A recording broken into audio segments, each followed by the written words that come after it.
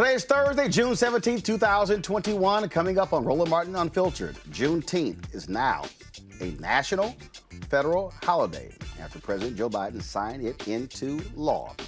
We will break it all down right here on the show.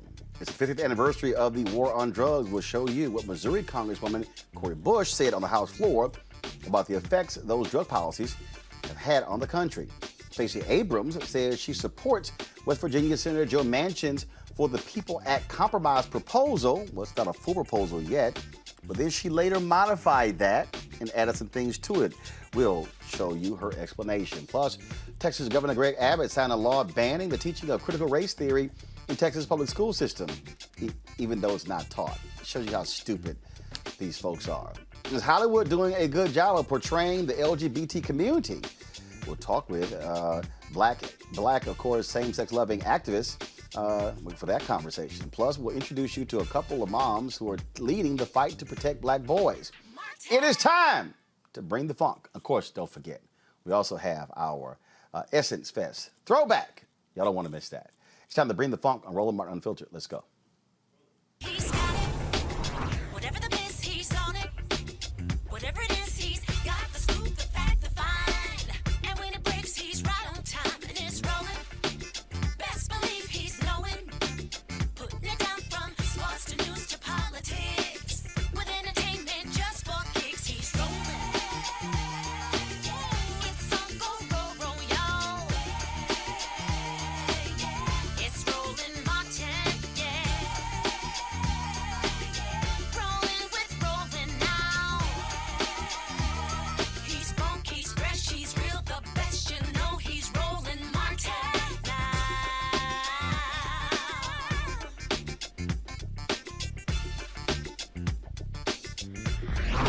Martin.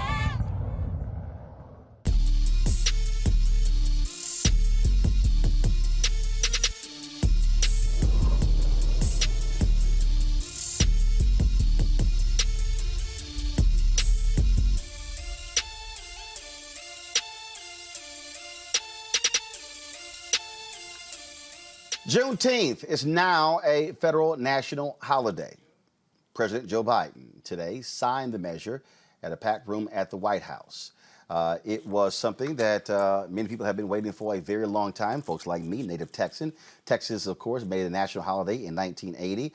There he signed the bill, surrounded by people, including Opal Lee, that sister who, of course, who's been fighting for it, Congresswoman Sheila Jackson Lee of Houston. She got the first pin. What's going on with the video, folks? Folks,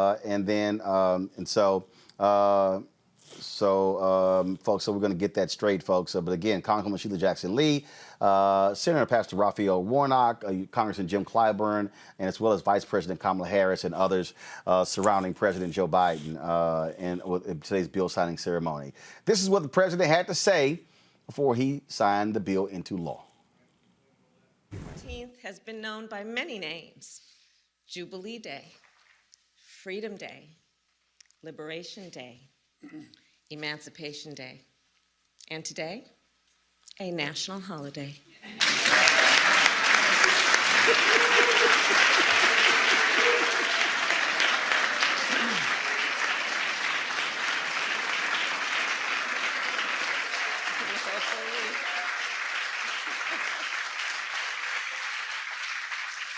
And looking out across this room, I see the advocates, the activists, the leaders who have been calling for this day for so long, including the one and only Miss Opal Lee.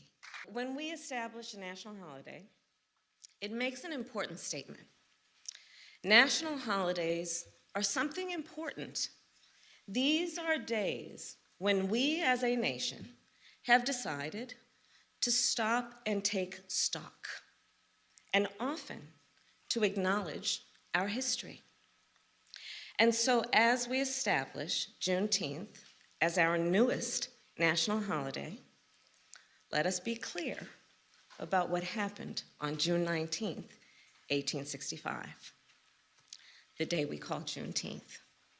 Because you see, that day was not the end of slavery in America. Yes, on that day, the enslaved people of Galveston, Texas, learned that they were free. But in fact, 2.5 years earlier, the Emancipation Proclamation ended slavery in the Confederacy. So think about that. For more than 2 years, the enslaved people of Texas were kept in servitude. For more than 2 years, they were intentionally kept from their freedom. For more than 2 years. And then on that summer day, 156 years ago, the enslaved people of Texas learned the news. They learned that they were free, and they claimed their freedom. Juneteenth marks both the long, hard night of slavery and subjugation and a promise of a brighter morning to come. This is a day of profound, in my view, profound weight and profound power. A day in which we remember the moral stain, the terrible toll that slavery took on the country and continues to take. What I've long called America's original sin. At the same time, I also remember the extraordinary capacity to heal and to hope and to emerge from the most painful moments in a bitter, bitter version of ourselves, but to make a better version of ourselves. And today we consecrate Juneteenth for what it ought to be, what it must be, a national holiday. As the Vice President noted, a holiday that will join the others of our national celebrations, our independence, our laborers who built this nation, our servicemen and women who served and died in its defense, and the first new national holiday since the creation of Martin Luther King holiday nearly 4 decades ago. I'm grateful to the members of Congress here today, in particular to the Congressional Black Caucus, who did so much to make this day possible.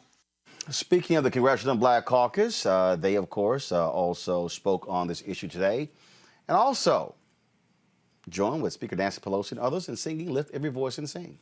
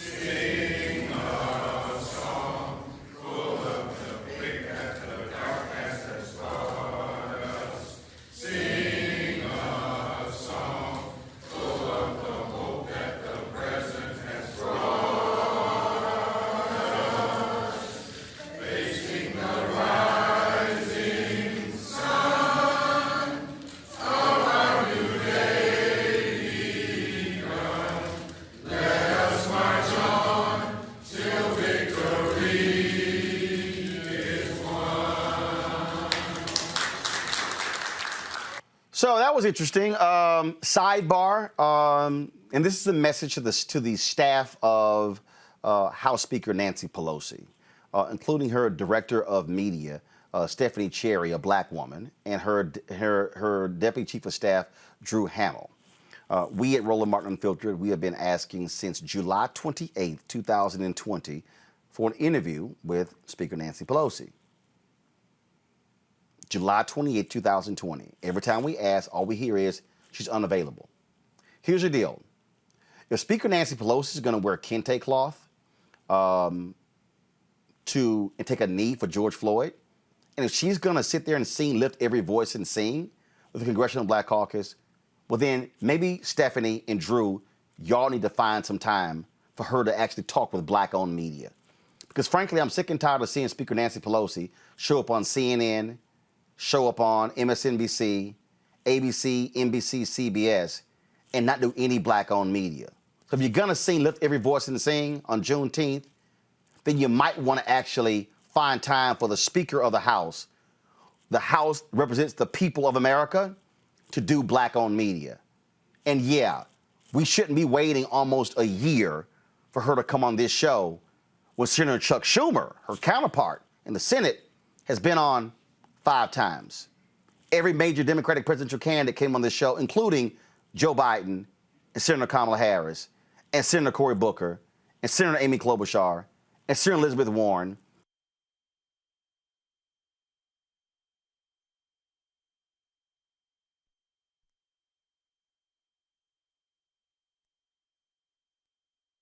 Including your whip, Congressman Jim Clyburn. The head of the Democratic caucus, Hakeem Jeffries, as well. Head of the CBC, Congresswoman Joyce Beatty, as well. So all I'm saying to Nancy Pelosi's staff, stop screwing over black-owned media and have her come talk to us as well.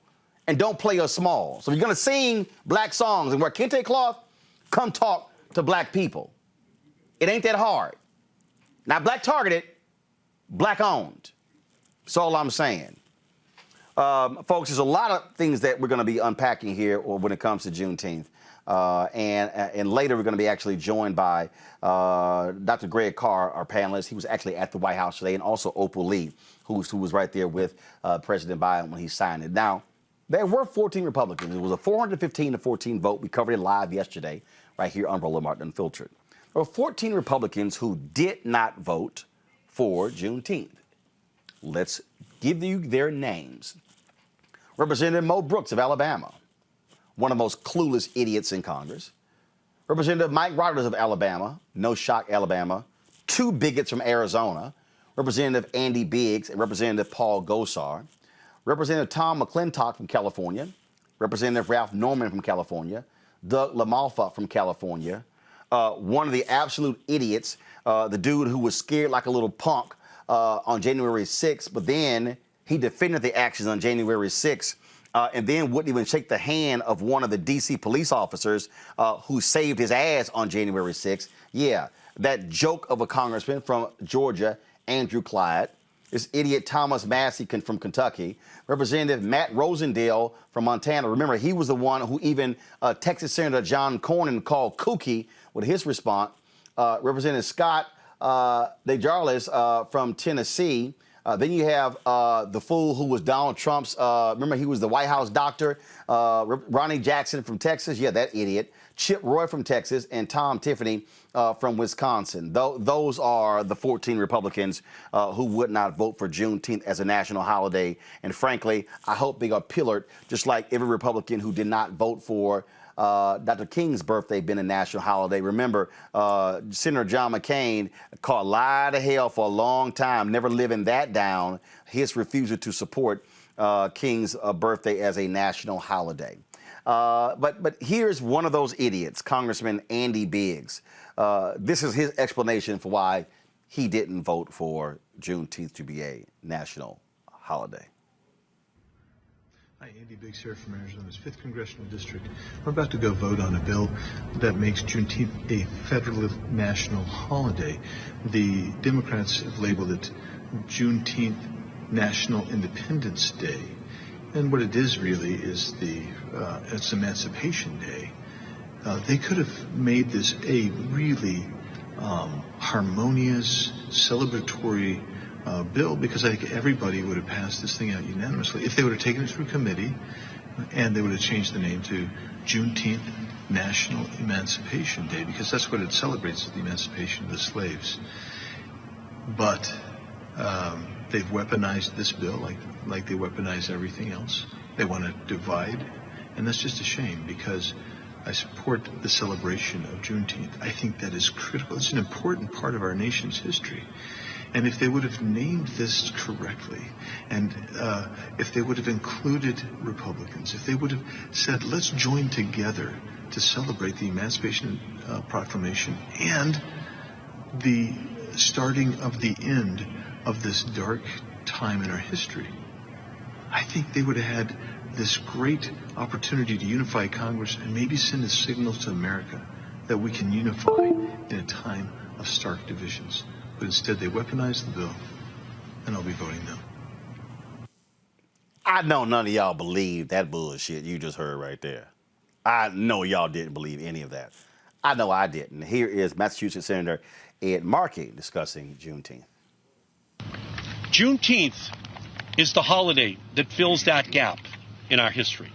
that recognizes the wrong that was done, that acknowledges the pain and the suffering of generations of slaves and their descendants, and that finally celebrates their freedom. Juneteenth is a reminder that none of us are free unless we are all free. The Juneteenth National Independence Day Act does not right the wrongs of our nation's past, but it finally gives recognition and voice to those who suffered. It finally makes this day of celebration and liberation recorded history. And our work continues. There is still more work to be done to ensure justice for all, to rid of the inequities that continue to plague our nation, and to make black liberation a reality for every American. Now, you can always count on white nationalist Tucker Carlson to weigh in on this, speaking for the white nationalists in America. And this was the foolishness, I'm going to play in a second, that was stated last night on his show. But y'all need to understand, again, who he's speaking to. Listen to this. Thinks about is radical social change. And this week, she got an assist from the United States Congress. Starting this Saturday, our country is getting a new Independence Day to supplant the old one, which people like Lori Lightfoot complained was racist. Not a single member of either party in the Senate opposed it. Republicans, in fact, co-sponsored the resolution. Happy that my bill to recognize Juneteenth as a national holiday just passed the Senate, wrote John Cornyn, a supposedly conservative senator from Texas. Lori Lightfoot is thrilled by this. Unlike John Cornyn, Lori Lightfoot understands the power of symbols. They're immensely important. That's why we have them. For Flag Day on Monday, a holiday designed to honor the American flag, speaking of symbols, Lori Lightfoot is flying something instead called the Pan-African flag. You're seeing a shot of it on your screen right now. It's now up in City Hall in Chicago. That and the Juneteenth flag. Watch. What she thinks about is radical social change. And this week, she got an assist from the United States Congress. Oh, poor Tucker. Really? Are your feelings hurt? Are you a little upset that the truth is now being told?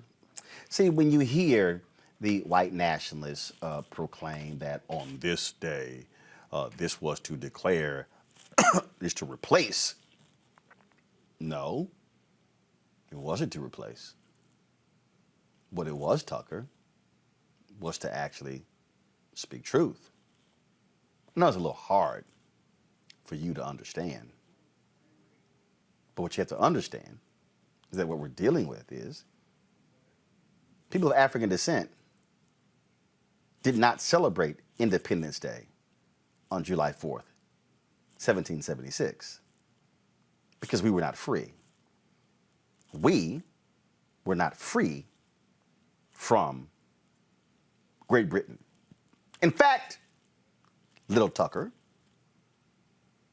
people of African descent who were enslaved fought with the British because they were promised their freedom by doing so. See, this is why the white nationalists hate the 1619 Project. This is why white nationalist TV Fox News employs a Tucker Carlson. This is why they hate what happened today.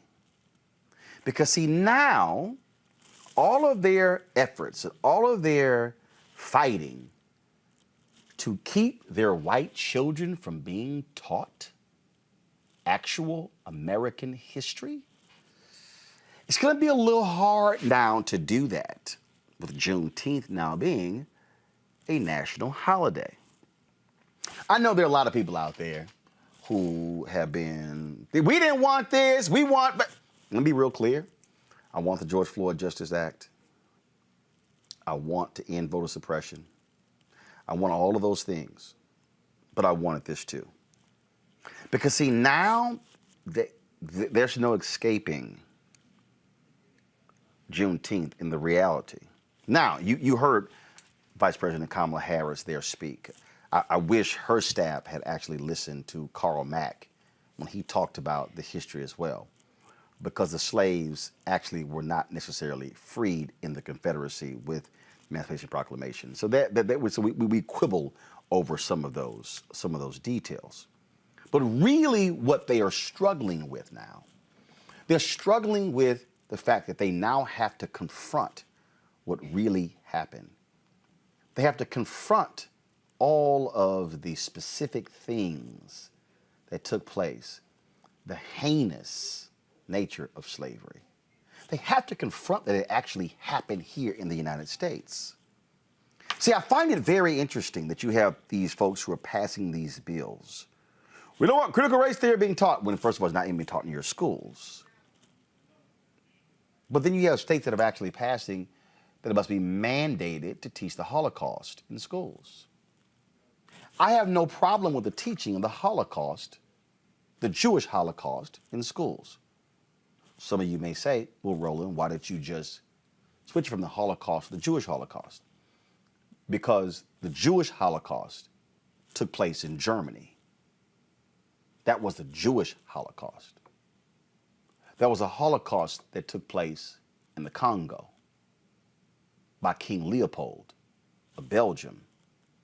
It was estimated that 10 to 20 million black Congolese were killed. Yeah, read the book King Leopold's Ghost. I call it the Jewish Holocaust because of the number of people of African descent who died crossing that Atlantic, who died at the hands of the Portuguese, at the hands of the British, at the hands of Americans. See, y'all, that's really why the white nationalists are now upset. They are upset. See, if I'm about to preach this thing, they are upset, which is what the basis of my book, White Fear. They are upset because we now are exercising our power. You see, the white nationalists who were behind slavery for 243 years, it was never their design for a Roland Martin to be able to speak freely on a platform that I own. That's why it was made illegal for us to be able to even read. What the people of African descent who were enslaved understood was that there must be something powerful about the concept of reading if the sentence, if you were caught, was death. And so what the white nationalists today can't handle is they can't handle Becky and Margaret and Chip and Tucker and Sean and Laura and Mark. They can't handle Dan. They can't handle any of them now having to be exposed to the truth about our history. Let's break this thing down. Dr. Greg Carr, Chair, Department of Afro-American Studies, Howard University. Amisha Cross, Democratic Strategist, Reese Colbert, Black Women Views. Greg, I want to start with you. One, you were at the White House today at the bill signing ceremony. I got lots of calls to attend, but my parents, who spent a month with me over the last, I drove them to the airport, wanted to see them off with my nieces, heading back to Texas, home of Juneteenth. And so I told the White House, I appreciate the invite, but I would rather see my parents off. And it would be great to be there, but family was far more important to me to do so. And so you were there. So first of all, take us inside the room. Just give us a sense who was there. And we streamed it on Roland Martin Unfiltered. What was the experience like for you and those in attendance? Well, first of all, brother, they were all asking where you were. I've only been to the White House a couple of times, and that's certainly by far the blackest I've ever seen it. And they were all asking where you were. And Andre Carson, all them cats, Senator Warnock, all them cats, man, you know, say, hey, tell you hello and give you their love. Senator Richmond, too, who said, you know, hearing you loud and clear, that the message of accomplishment is what now the Congressional Black Caucus needs to get out, and it needs to be done through black media. He said, I heard you loud and clear. So you just and And that's for all y'all out there who think what we say ain't being heard. oh no, not at all. Not at all. And to Misha and Reese, I mean, y'all used to hanging out with these cats. So, as for me, I don't really be in those circles a lot. So I'm like, okay, yeah, I'll come here and watch. And I tell you, the most remarkable thing happened, and I think I sent you, I just had a little bit of, just took a little bit of video of when we got in. The first person we saw coming in was Miss Opal Lee, your homie, 94 years old, the sister who walked from Texas to D.C. to promote making this a federal holiday, Juneteenth. She was sitting outside the visitor center, and when it was time to go in, we all went in together. She was in a wheelchair, which apparently she doesn't really need a whole lot, because then she walked in like, hey, I'm good, has double knee replacement. I'm like, wow, you are fearless. And just as we got in past security coming in to go into the room, Simone Sanders, tapped me on the shoulder. Hey, Dr. Carr, I said, what's going on? She said, I got somebody with me.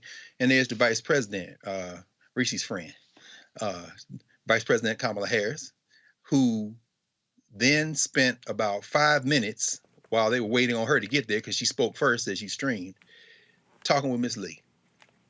And Miss Lee, of course, had corralled Joe Biden on the campaign trail out in Nevada and told him, I will let you go when you pass this bill. And that was early in the primary season, apparently. And he remembered that, of course, and talked about that today, and as did the vice president. It's very interesting. But I'll keep this short. What you're seeing there, of course, the signing took place after the remarks. The vice president made some very powerful remarks about the nature of Juneteenth and what it's about, followed by the president, who devoted most of his remarks, which were a little shorter, but he focused on racial equity. He talked about everything from access to capital, from home loans to voting rights, to the ability of folks to go out and earn a job at a decent wage, all the policy pieces that have been put together. The only member of the White Nationalist Party I saw there, you saw there in that clip, was John Cornyn, Senator Cornyn, of course, who was from Texas. The rest of them, even if they voted for the legislation, didn't apparently want to join. But many of the members of the Congressional Black Caucus was there. It was hastily organized. But the young people on that staff, I'll end with this. Well, two other things. The young people on that staff, I actually came down with Ajwa Batwe Asmawa, who you've had on these airwaves, who was one of the leaders of African-American engagement for the Biden campaign. We go back almost 30 years.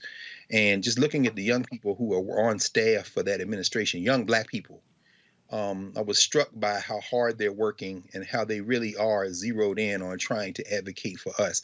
And the other thing was the staffers. When you go to the White House, as you all know better than I do, you see a lot of white faces in Secret Service. You see a lot of white faces in security. When we got in the room, it was mostly black people and young black people, young black women and men. And two guards, I kind of stood in the back and watched. I like to watch. And I was standing next to two officers who are from Texas, two Texans like you. And the pride was palpable. The satisfaction was palpable, and the determination that this was not something that was hastily arranged and rushed through. Ron Johnson, shout out to Ron Johnson, you white nationalists. We're going to break your political back, because Johnson has had a hold on this legislation for over a year and could have lifted that hold months ago. So anybody saying they just did this, no, that's not true. That's number one. And number two, the sentiment in the room was, we are very clear that this is going to be received by many people in our community as a substitute for policy. And this is not a substitute for policy. This is just something that is to be done because this is something we think should be done.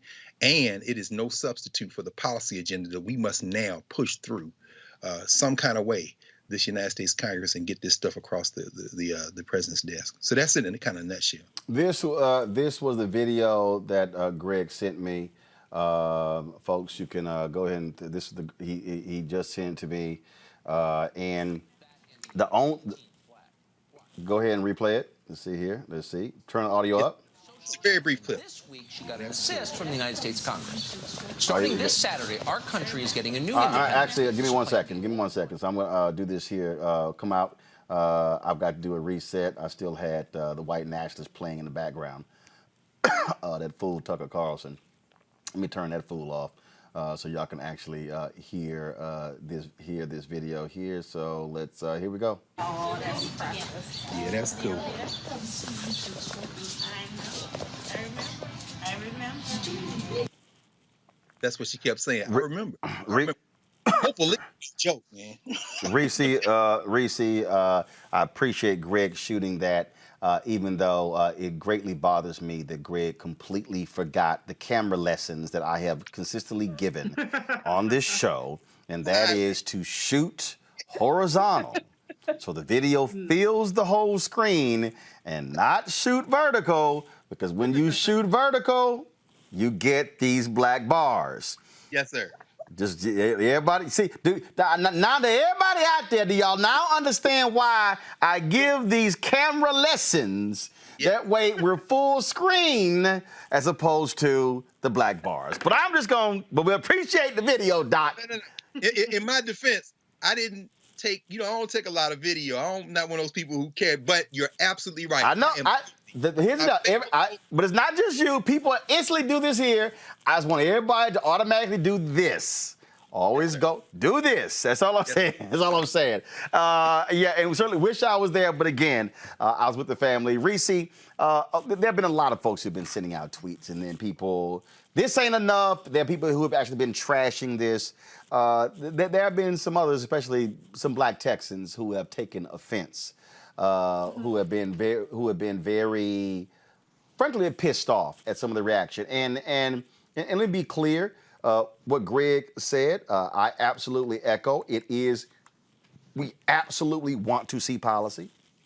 We absolutely want to see those important bills being passed. We are not going to relent with all of that. But there are others who have been, again, real clear. I'm trying to find, there was a tweet that Monique Daniels has sent out, Monique Presley has sent out that clapping back on a few folks because she was not happy at all and made it clear that here's this is what the tweet that she sent out, and it was actually in response to a tweet that Latasha Brown had sent out, and then Latasha later deleted it and said, you know what, you're right. This is what Monique Presley said, because Latasha had sent a tweet. Latasha, my girl, and she had sent a tweet out. Who actually had asked for Juneteenth to be a national holiday, and Monique said, me, my mom, and dad. Their parents, their elected representatives, like Al Edwards, whose statue we visited in that spot in my hometown where Juneteenth began. If any day should be a rest from labor for the millions of federal employees who are black, they should get that one. I just think it's important for us to not diminish this day and what took place in the signing of that bill.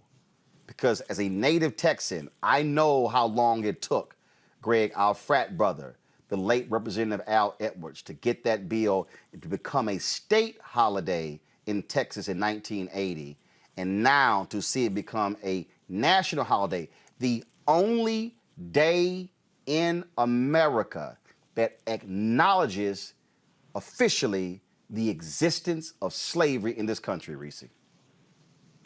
Absolutely. First of all, I guess my invite got lost to the White House chair. All the defense I play for them, the audacity to not invite me. But I guess if throw that shade. I'm throwing it because I'm gonna keep moving on my business. Next time y'all get it fried up, I'm minding my business. I'm just saying, because I don't get calls from Douglas the second gentleman, you know, and I'm just saying, you know, and I think the vice president still kept her cell phone. I've sent texts. I ain't got none back. So it wasn't me, Reese. I would have hooked you up. They just told me. Yeah. VP has a new number and nobody can get in contact with her, but I've spoken to her. But it's okay. I know it wasn't my girl. She wouldn't let me out like that. But everybody else listening, next time y'all get a fried up CBC, because I got the little email, don't call me. I'm bird box to it like everybody else is. I just had to get that out there to be petty for a minute. But Dr. Carr, you are so worthy. I bow down to you. I'm so excited that you got to go and experience my wonderful friend, the Vice President Kamala Harris.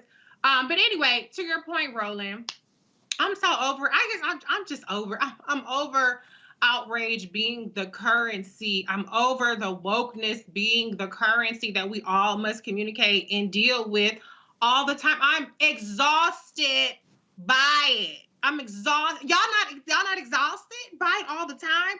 I mean, just on Saturday when Vice President Kamala Harris was at Pride, all I saw up in the shade room and all this other stuff was, I bet you she ain't gonna keep the same energy for Juneteenth. I heard Juneteenth a million times. And then as soon as Juneteenth passes in the Senate, all of a sudden everybody is so anti the government recognizing Juneteenth. It's recognized in 47 states and DC already. What's the problem? What are y'all mad about? Why we always gotta be mad at something? When the COVID-19 hate crimes bill passed, all the black people that I saw, not all of them, but a lot of black people was, where's our black shit at? Why ain't doing something for the Asians? Where's the black bill? Why is it only Asians up in the White House? Where the black people at in the White House? Where are we gonna get something for black people? Then some passes for black people. And it's, well, it don't sit right with me that white people get to take the day off. It don't sit right with me, this, da. I'm sick of y'all. But shout out to Mother Opally. Actually, Roland, my aunt texted me. She's marching with Opally in Texas. I have family in Texas, so this is very important to them.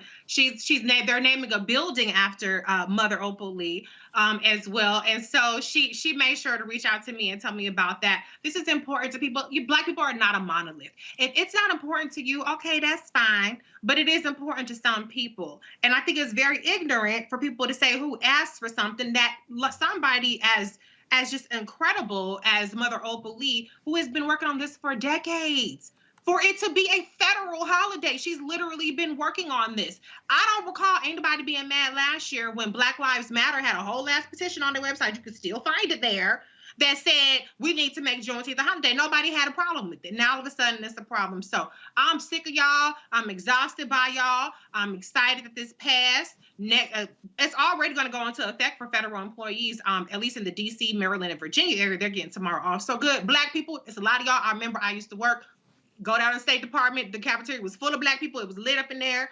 Y'all got the day off tomorrow. Congratulations. Everybody's going to have to recognize that slavery existed in this country. I know critical race theory, blah, blah, blah, da.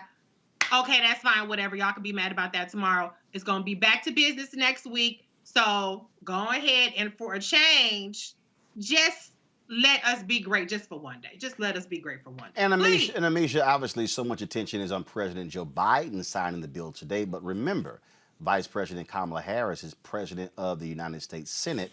And this was her signing the bill when it passed the Senate. This is the photo that the White House released. And then here you have her. And then she did it standing in front of all of her staff. And trust me, that is a multiracial staff that looks a hell of a lot different than the last fool who was in the White House. And so look, I get folks talking about policy. I'm with them 100%. But again, Juneteenth as a federal holiday is now going to force all of these schools. They now got to confront it. You can't go, yeah, we're going to go from June 18th to June 20th. No, you now have to confront it. You now have to have it as part of lesson plans. It now has to be, which means you're now going to have to deal with the curriculum when it comes to it. And that's where I keep saying our responsibility is to make sure it's not white like these were not indentured servants, and these were not white refugees, and all the language that we heard in the Louisiana and the Virginia textbooks during Jim Crow. And so this does have value. And again, part of our power, now that we are amassing political power, is we now get to pass shit. We now get to propose stuff and make these things happen. And so I just think that, to Reese's point, it's a whole bunch of people who just love to bitch and moan. They will bitch and moan about bitching and moaning. And it's just, it does get, because people were texting me last night. I said, y'all, I just ignore them. I'm like, okay, whatever. As they say, devil, you ain't gonna steal my joy. You're not gonna steal my joy. And this is important.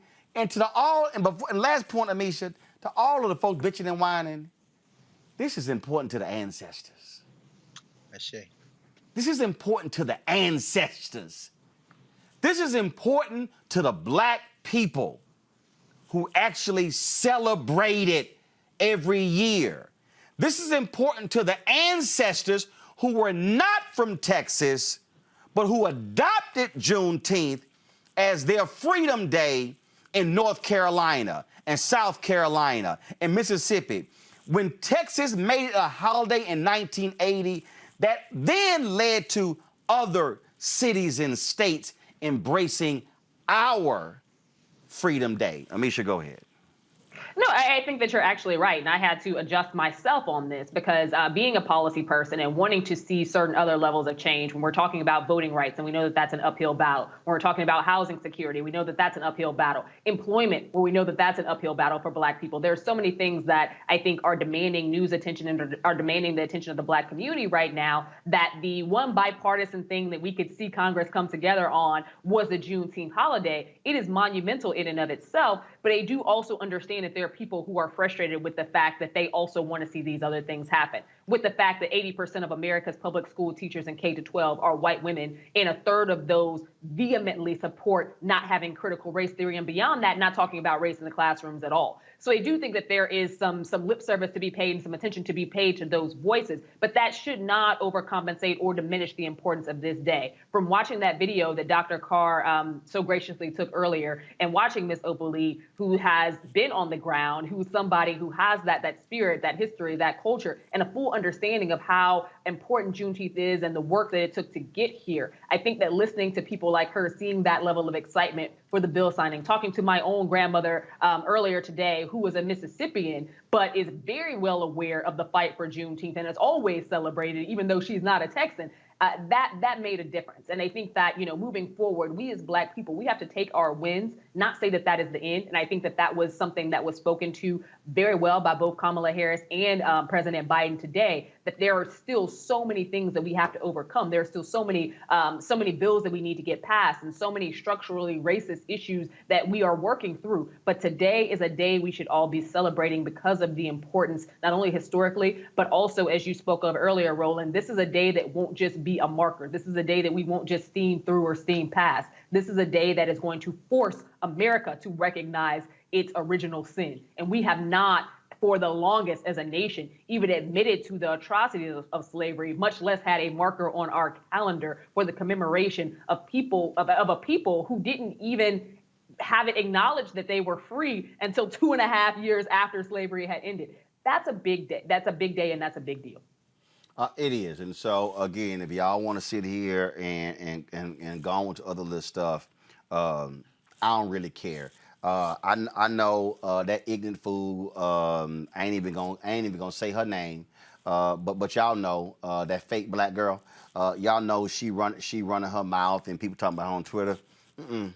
Ain't gonna be no screenshot on this show of what her dumb ass said, because I don't really care.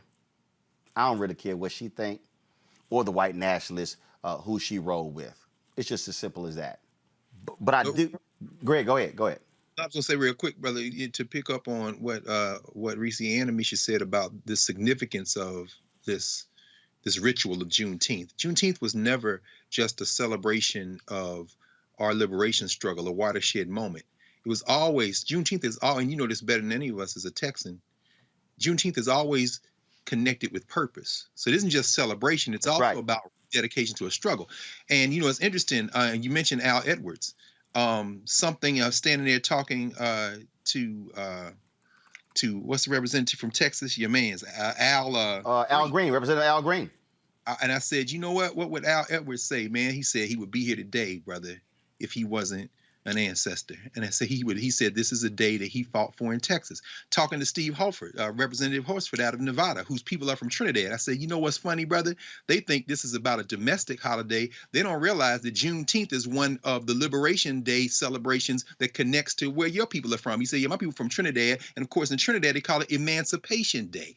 Talking with Karen Bass and seeing her there with Representative Barbara Lee. Some of the oldest Juneteenth celebrations outside of Texas are in the Bay Area. And of course, Amisha, you know this better than any of us. Chicago has huge Juneteenth rituals that they do. That because the migration patterns out of Mississippi. So Danny Davis standing there. And for that matter, Gwen Moore out of Wisconsin, Milwaukee has some of the oldest. And I was standing there talking to Dwight Evans. I say, man, remember our brother when Ron Brown and the Juneteenth Memorial Committee in Philly, he said, yeah, man, that goes back 25 years. So to your point, Juneteenth is about a liberation ritual that connects to Decoration Day, which this country turned into Memorial Day, but it started in South Carolina.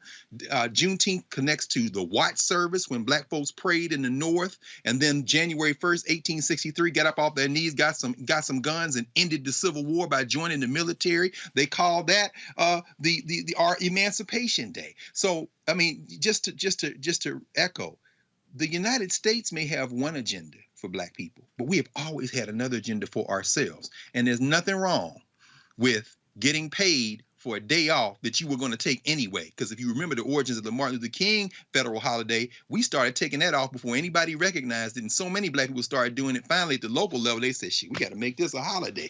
Juneteenth is not that different. We determine our destiny in this. Absolutely. And I do want to, so go to my computer. This is, y'all, that's Al Edwards. He died last year at the age of 83. He is the father of Juneteenth in Texas. And that's his quote. Every year we must remind successive generations that this event triggered a series of events that one by one defines the challenges and responsibilities of successive generations. That's why we need this holiday. My alpha brother, Greg, our alpha brother, State Representative Al Edwards. And let me say this last point before I go to my next story, which also ties into this here. For those of you who are African Americans who don't have any understanding nor appreciation for emancipation days in the African diaspora, that's right. What I need y'all to understand is that there is a founding date of these African nations by the colonizers, but there's a different day that's celebrated when they got their independence. The Haitians have a separate day. In many of these other Caribbean countries, Ghana and other African nations, they have Independence Day from the colonizers. So for everybody who wants to act like, oh, this ain't no big deal, do understand, Frederick Douglass, what does the 4th of July mean to the slave? And we every year we have that, I put together that reading of all these black voices. We run it every July 4th. Y'all, you better learn your history to understand that July 4th was never ours. Oh, sure. Hey, we're American. We celebrate July 4th. But we were not included on July 4th, 1776. And yes, as Karl Marx said, there were more than 200,000 people of African descent who were still enslaved after Juneteenth. But the fact that we, America, now, from here to eternity, listen to me clearly, America, from here to eternity, has to acknowledge at least once a year the institution of slavery and what it was and what it required to actually give us not our true freedom, but our freedom from chattel slavery, because we still had 92 years of slavery without shackles with Jim Crow. I started the show off, y'all, talking about these white supremacists and white nationalists and then what their agenda is. I'm going to go to a quick break, but when we come back, we're going to talk to the folks in Media Matters who track Fox News and these conservative voices. You need to be fully aware of the racial hate that is about to come down because of this holiday signing today. We will explain only on Roland Martin Unfiltered. I believe that people our age have lost the ability to focus the discipline on the art of organizing.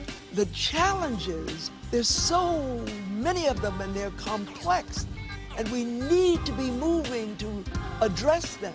But I'm able to say, watch out, Tiffany. I know this road. That is so freaking dope.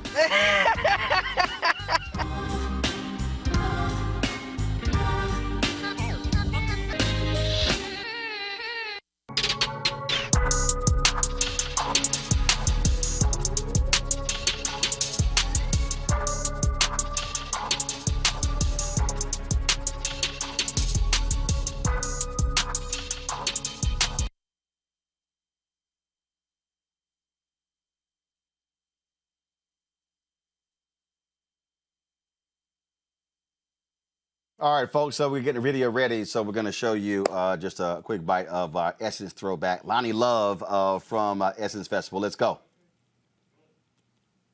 So I want y'all, this is so tell me about this African outfit you got on. You know what? It's my hair. It matches his outfit. Don't be together. Yes, gold and gold. Why are you messing with me and I'm hungover? No, I'm hungover.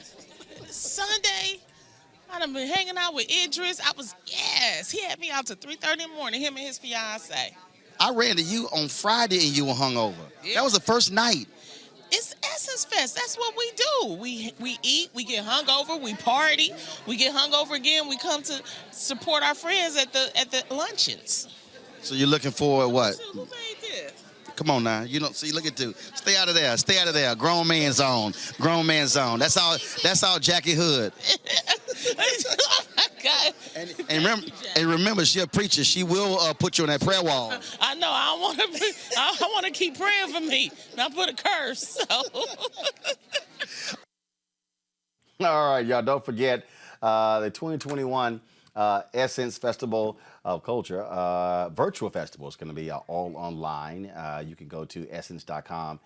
Tis right here. You can go, of course, essence.com or essencestudios.com Friday through Sunday, June 25th through the 27th, and July 2nd through the 4th. And so we certainly appreciate Coca-Cola partnering with us, and so we all going to be checking that out. All right, folks, Texas Governor Greg Abbott signed a law banning the teaching of critical race theory in Texas public school system. House Bill 3979, while it does not specifically mention the term critical race theory, it prohibits schools from teaching that an individual should feel discomfort, guilt, anguish, or any other form of psychological distress on account of the individual's race or sex. It's a stupid bill. It also prevents schools from making students adopt an understanding of the 1619 Project. This means there are now 5 states banning critical race theory in schools: Texas, Florida, Arkansas, Oklahoma, Idaho, all led by idiot Republicans. The folks at Media Matters for America, they've been tracking this thing. I talked about it yesterday. They dropped a study revealing Fox News has mentioned the term critical race theory nearly 1,300 times in the past 3.5 months. Sergio Munoz, senior advisor at Media Matters for America, joins us right now. Sergio, glad to have you here on Roland Martin Unfiltered. Sergio, I lay out at the top of the show when I was talking about Juneteenth, what we're dealing with when it comes to this re-emergence, this far more public re-emergence of white nationalism. I'm working on a book right now that will drop in 2022 called White Fear, how the browning of America is making the white folks lose their minds.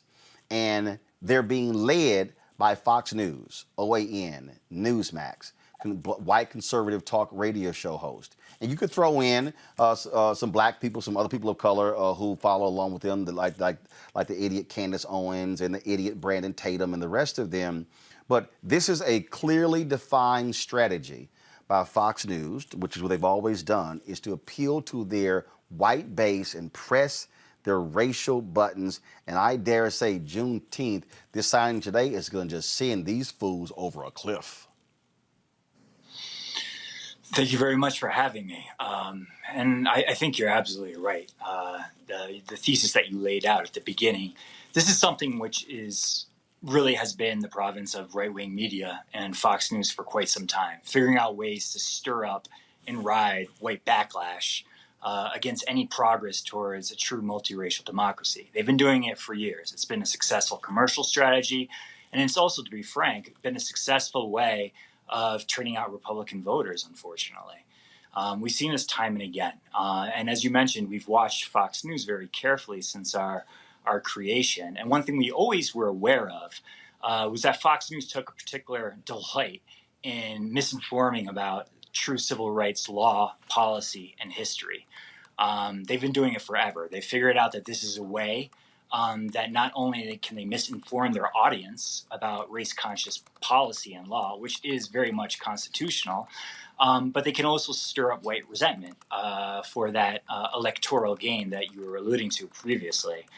So when last summer we saw them talking about critical race theory out of really nowhere, an academic topic which is taught mostly in law schools and graduate classes, definitely not a current currency, not only on the right, but honestly in the left discourse. We marked it down as yet another way of them attempting to scaremonger about constitutional civil rights policy.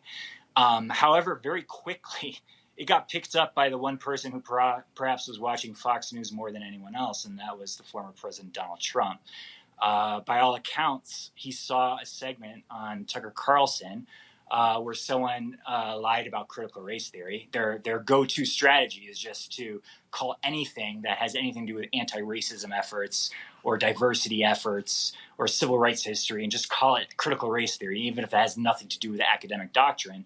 Donald Trump apparently saw the hit and asked his people to drop an executive order banning the teaching of critical race theory and other anti-racism trainings in federal trainings. They issued this executive order. President Biden recently rescinded it. It was also under litigation because it was so questionable. So the real world effects were happening pre-election. And just like the Republican Party usually does, they were definitely going to it to see if it could mobilize their base. However, we did not see Fox News really lean into it until about February of this year. And when they leaned into it, they did so significantly. In addition to calling everything that they thought was remotely had to do with anti-racism or civil rights efforts, critical race theory, they talked about it incessantly, nearly 1,300 times in the past 3.5 months. Again, they've been talking it since September of last year, but they really spiked now. And I think I want to put it in context, the same context that I think you were discussing previously. These are old tactics. These are old tactics of right-wing media. These are old tactics of Republicans. Since the success of the Tea Party, they've been trying to find issues that would galvanize their white base and get them to turn out. But of all times, to really turn to this one, which attacks civil rights and tries to deny what history is, literally whitewashing history, our history of white supremacy in this country. Of all times to do this, after months of election denialism, after months of new voter suppression efforts, after literally a neo-Confederate insurrection at the Capitol, this is throwing a match into a tinderbox. So we're trying to spread the alarm. I know a lot of other people are. I know you are as well. But this is something to keep an eye on. Maybe at first they were just throwing stuff on the wall to see what sticks. But this is sticking, and it could have extremely dangerous consequences. So us and other organizations and allies and folks like yourself are raising the alarm, and I think it's warranted. Maybe this won't be the worst white backlash we've seen, but I don't want to take the chance, and neither do our friends. But Sergio, here's the deal, and this is what I told people on yesterday. And frankly, these idiots in mainstream media need to learn the lesson. I can tell you when I was at CNN for 6 years, it used to drive me crazy when they would take the bait all the time. They would sit here And I'll never forget when, and people need to understand how these things happen. The people who made the Drudge Report, the so-called most powerful website, it was actually mainstream media. Because every move he made, they would tout it. They would push it out. I'll never forget. I got a call one day, and they wanted me to they wanted me to discuss this item on the Drudge Report that said that Oprah was catching a lot of flack from white women because of her support from Obama, and she wouldn't have Sarah Palin on, and she was considering ending her stance of not having any candidates on, and they would talk about all this dissension. And the moment I saw it, I said, "That's a lie." Mm-hmm. And they were like, "What?" I said, "First of all, you fools read the Drudge Report every day, all because of him reporting that Newsweek didn't report about the Monica Lewinsky dress or whatever the hell." And I said, "No, I don't read Drudge. I will never read Matt Drudge. My life does not revolve around reading Matt Drudge." And I had to explain to them, I said, "Y'all, this is what Oprah said several months ago. She said after her endorsement of Obama, she wasn't having any candidates on." I said, "Y'all, she ain't reconsidering this." I ended up sending an email to Gayle King. Gayle was like, "Oh, hell no." I came back and I was kind of like, "I told you fools that." But see, what the right does is what they do is they get together and they say, "We're going to do this whole thing. And then we're going to call out mainstream media, and mainstream media is going to go, 'Oh my God, they're talking about us. What should we do? Put it on the air. Put it on the air.'" So mainstream media weaponizes the whatever this thing that right-wing media puts out, and then it comes into mainstream media, and then it becomes a thing, and then it continues and it grows and gets bigger, and the right wing gets to sit back and see, "Ooh, it worked again." Steve Bannon literally articulated this. This was what Roger Ailes' strategy was. When I was at CNN, I used to tell them, "Why are we talking about Fox News? They ain't talking about us. Why y'all chasing them? Do you?" That's the game, and mainstream falls for the okie doke and the banana in the tailpipe every time. You're absolutely right. And we actually did a study a couple months ago. I'm sure you remember it, but there was a time when the word border crisis was everywhere. And we actually looked at the coverage, and the right-wing media ecosystem, of which Fox News was obviously a huge part, they started it. And then you could see the trend lines of CNN and MSNBC following. And that is something that they have, as you say, a lot of experience in, and they know what they're doing. They know that they can drag the conversation.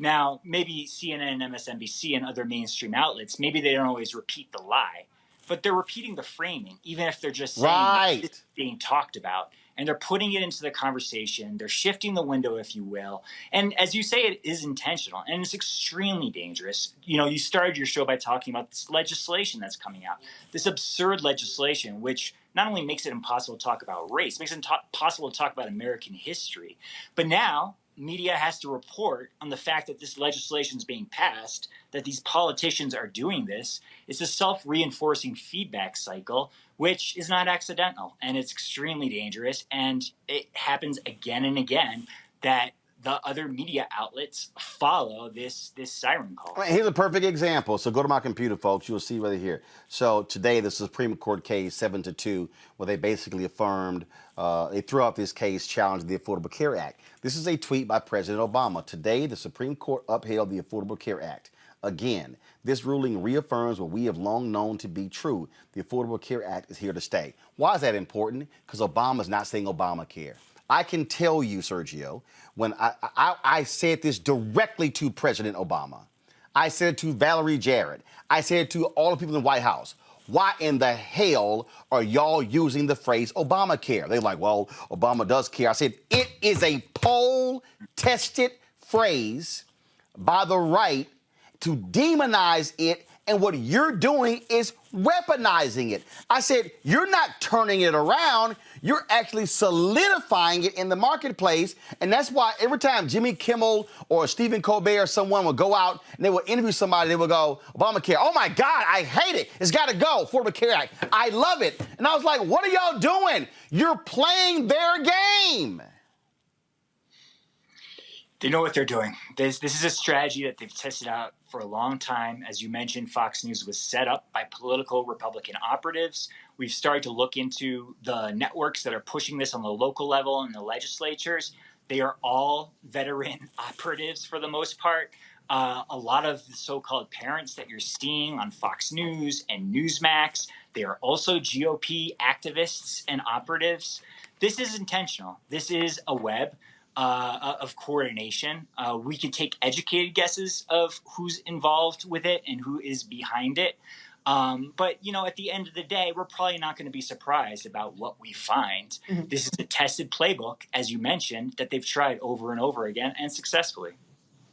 Sergio, we appreciate the work of Media Matters for America. Thank you so very much. And we are very mindful here of what the right wing pushes and not falling for their okie doke. Thank you very much for having me. Thank you very much. I want to go to my panel here. Reese, you and I talk about this all the time. And one of the greatest frustrations that you have and that I have, and let me be real clear, and I love these people who talk about Roland Martin, super Democrat. No, I'm not. I'm super black. See, I'm smart enough to understand what party officially wants to make my life and that of my nieces and nephews and church members and fraternity brothers more difficult. I've never self-identified as a Democrat. I've never self-identified as a Republican. I voted for people in both parties, but I'm not stupid. I can read, I can listen. Mm-hmm. And one of the greatest frustrations that I have is that Democrats are absolutely stuck on stupid when it comes to messaging. When all these Democrats they were these progressives bitching about the Lincoln Project, I'm like, why y'all complaining about the Lincoln Project? Y'all should be studying them. Y'all should be saying, damn, they put out some strong ads. Why our stuff look cheap and raggedy? Why it look bad? I mean, when you and I talked about, you talk about memes. We're living in a meme culture. Understanding how memes work, how you use it to your advantage. Folk who are Democrats and progressives, I think the problem, you can be so smart, you dumb. Mm-hmm. And I think that's part of the problem. But the right, their whole deal is messaging. And I think, unfortunately, the Democrats overestimate the intelligence and engagement of the general public, and the Republicans do not make that mistake. Therefore, they know how to hit those emotional triggers, and they know that people are not going to interrogate or examine the narratives that are put in front of them if it's put in front of them in a way that's easy to digest, in a way that seems somewhat credible, and in a way that like I said, invokes that emotional trigger. So yes, the Democrats need to, number one, get on some damn offense. Number two, understand that you don't beat the narratives that the Republicans set and then the media makes, regurgitates them and reinforces them by just batting them away. You have to go right to it. You have to be more forceful. You have to reject those narratives and nip them in the bud. And then you have to provide a counter narrative, because what the media is interested in, outside of places obviously like yourself, Roland Martin Unfiltered, is they're interested in entertainment. And the media is its own biggest cheerleader. The media has made themselves the story time and time again, and they are much more comfortable going after Democrats than they are going after Republicans, because Republicans will punch them in the face, rhetorically speaking, that is. And so what the Democrats need to realize is that it's not just what you do, it's what people know about what you do. And unfortunately, perception is reality. And if people perceive all these negative things about the Democrats, like, we have talked about the CBC before. People perceive the CBC as not being forced, not all people, but some people, not doing X, Y, and Z. And that becomes the reality. And they are massively outgunned. I mean, I shared earlier, Teddy Riley and Pete Rock and all these black celebrities and people are reposting Marjorie Taylor Greene, of all people, a whole ass white supremacist.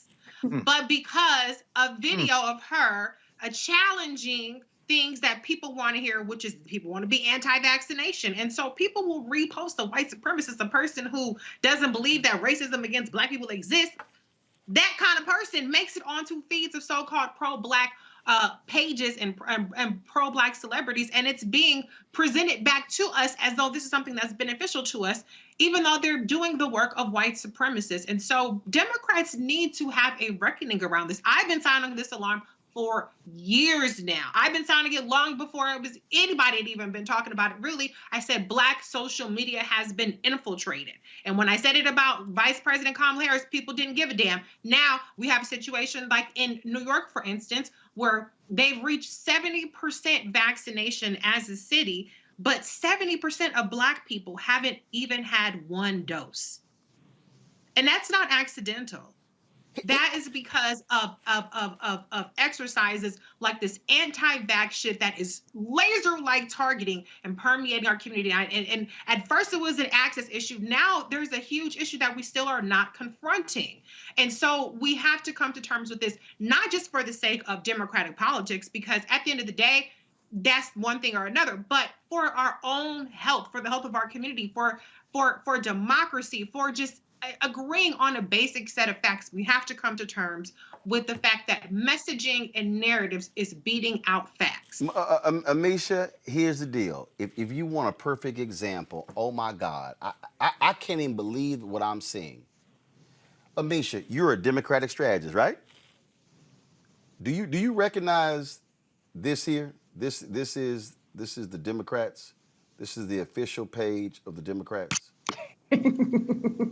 Can you explain to me, I'm gonna click media right here. Can you explain to me, I see a meme. Where's their video?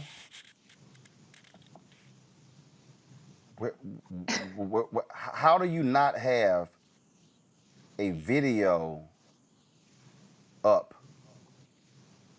How? How do you know for Juneteenth? Like, how do you not have it ready? Like, you literally could have edited 50 seconds and you drop him signing it at the end, see again, that's how fast your opposition moves. They know how to frame the argument. Like, this is fine, but, okay, President Biden has made Juneteenth a federal holiday. First of all, you use a photo from the Oval Office and he didn't even sign it in the Oval Office. You don't even use a photo of him surrounded by black people. Amisha, it's like I'm just saying. I'm like no. Go ahead. Right. You're absolutely right here, Roland. And as somebody who began my career not only doing political strategy, but also doing political communications for Democrats, I left the communications arena for Democrats because at the end of the day, you get tired of getting punched because they're not listening to you. Democrats have been using the exact same strategy for decades now, and it has failed for decades now. It is one of those things where there's convoluted language, as you showcase very well. There's that bar graph that nobody's going to see and nobody's going to listen to, where Republicans are punchy. They recognize that the American people have short attention spans. They stick to that same message. The message can be wrong as hell, but they know how to appeal to emotion, and they're going to talk about it for the next 3, 4, 5 generations. This is something Democrats have yet to fully understand or yet to even be equipped to even showcase in a matchup.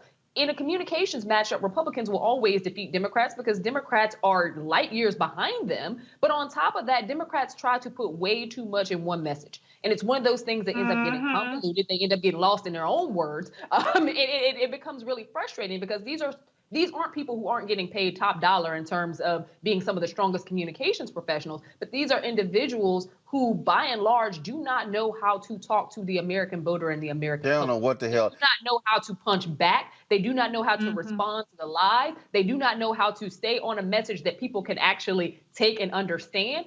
What Republicans know and what they know well is that people have short attention spans. People like to latch onto things, whether real or false, that actually appeal to a certain sense of emotion. To Reese's point earlier, we were talking about the vaccinations. Republicans have done a really good job of pushing an anti-vax narrative, pushing a narrative that if you're a young person, if you're a woman who is interested in getting pregnant again, guess what? The vaccine is going to ruin your chances of becoming a mom. All of those things are false. But I have yet to see the Democratic Party or Democrats who are pushing to get people vaccinated actually defeat these narratives. It's frustrating because time and time again, Democrats get caught, with their pants down, so to speak, when it comes to not being ready for these attacks that Republicans use over and over and over again. The communications repertoire of the Democratic Party, quite frankly, has not changed, has not moved in the past 50 years.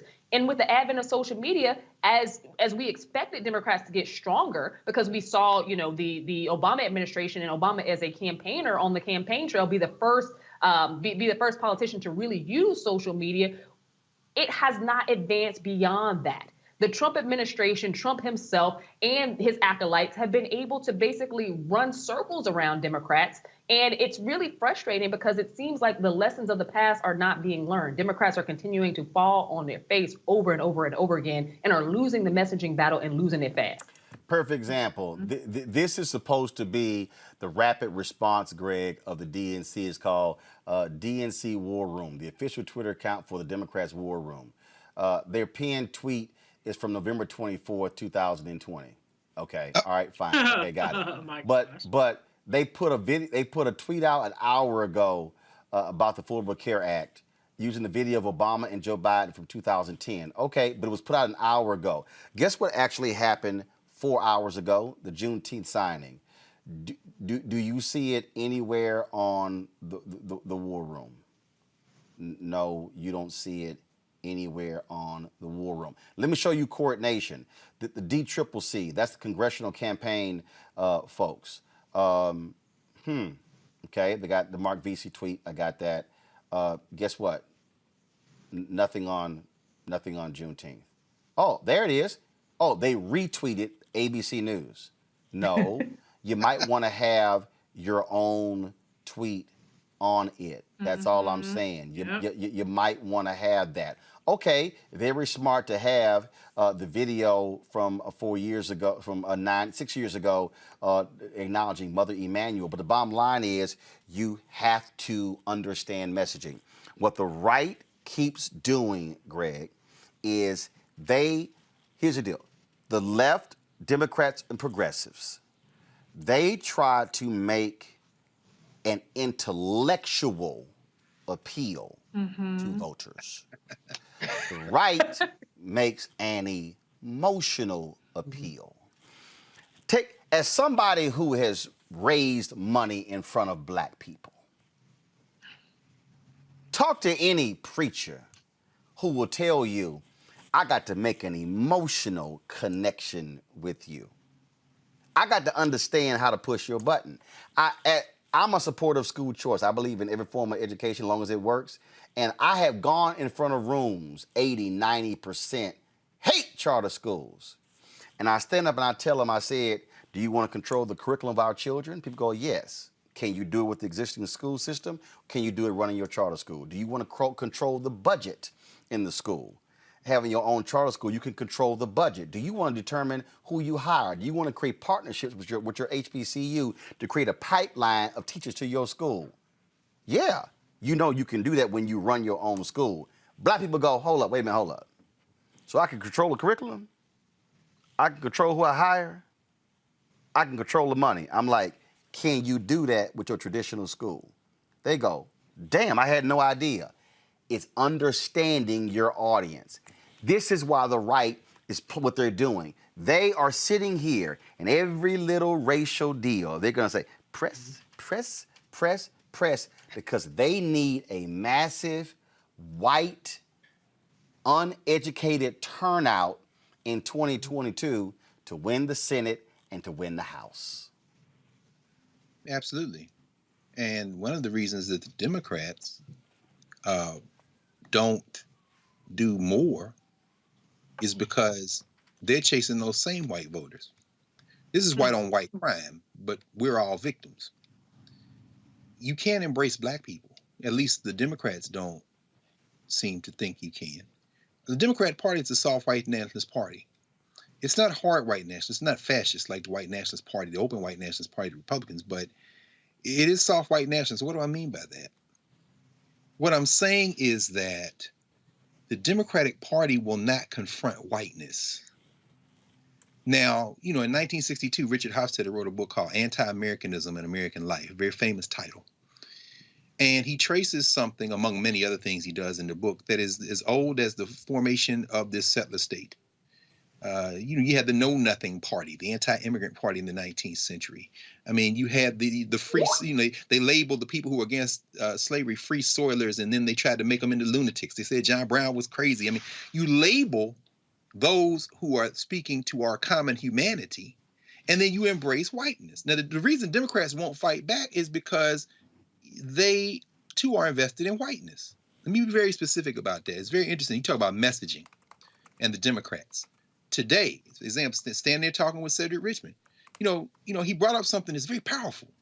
He said, we've got to do a better job of messaging in our community to help people understand that beginning next month, if you got a 6-year-old in your house and your family making $150,000, you can ready to get $300 a month. If you got 3 of them, you can ready to get $900 a month. Do you understand that that money doesn't have a color?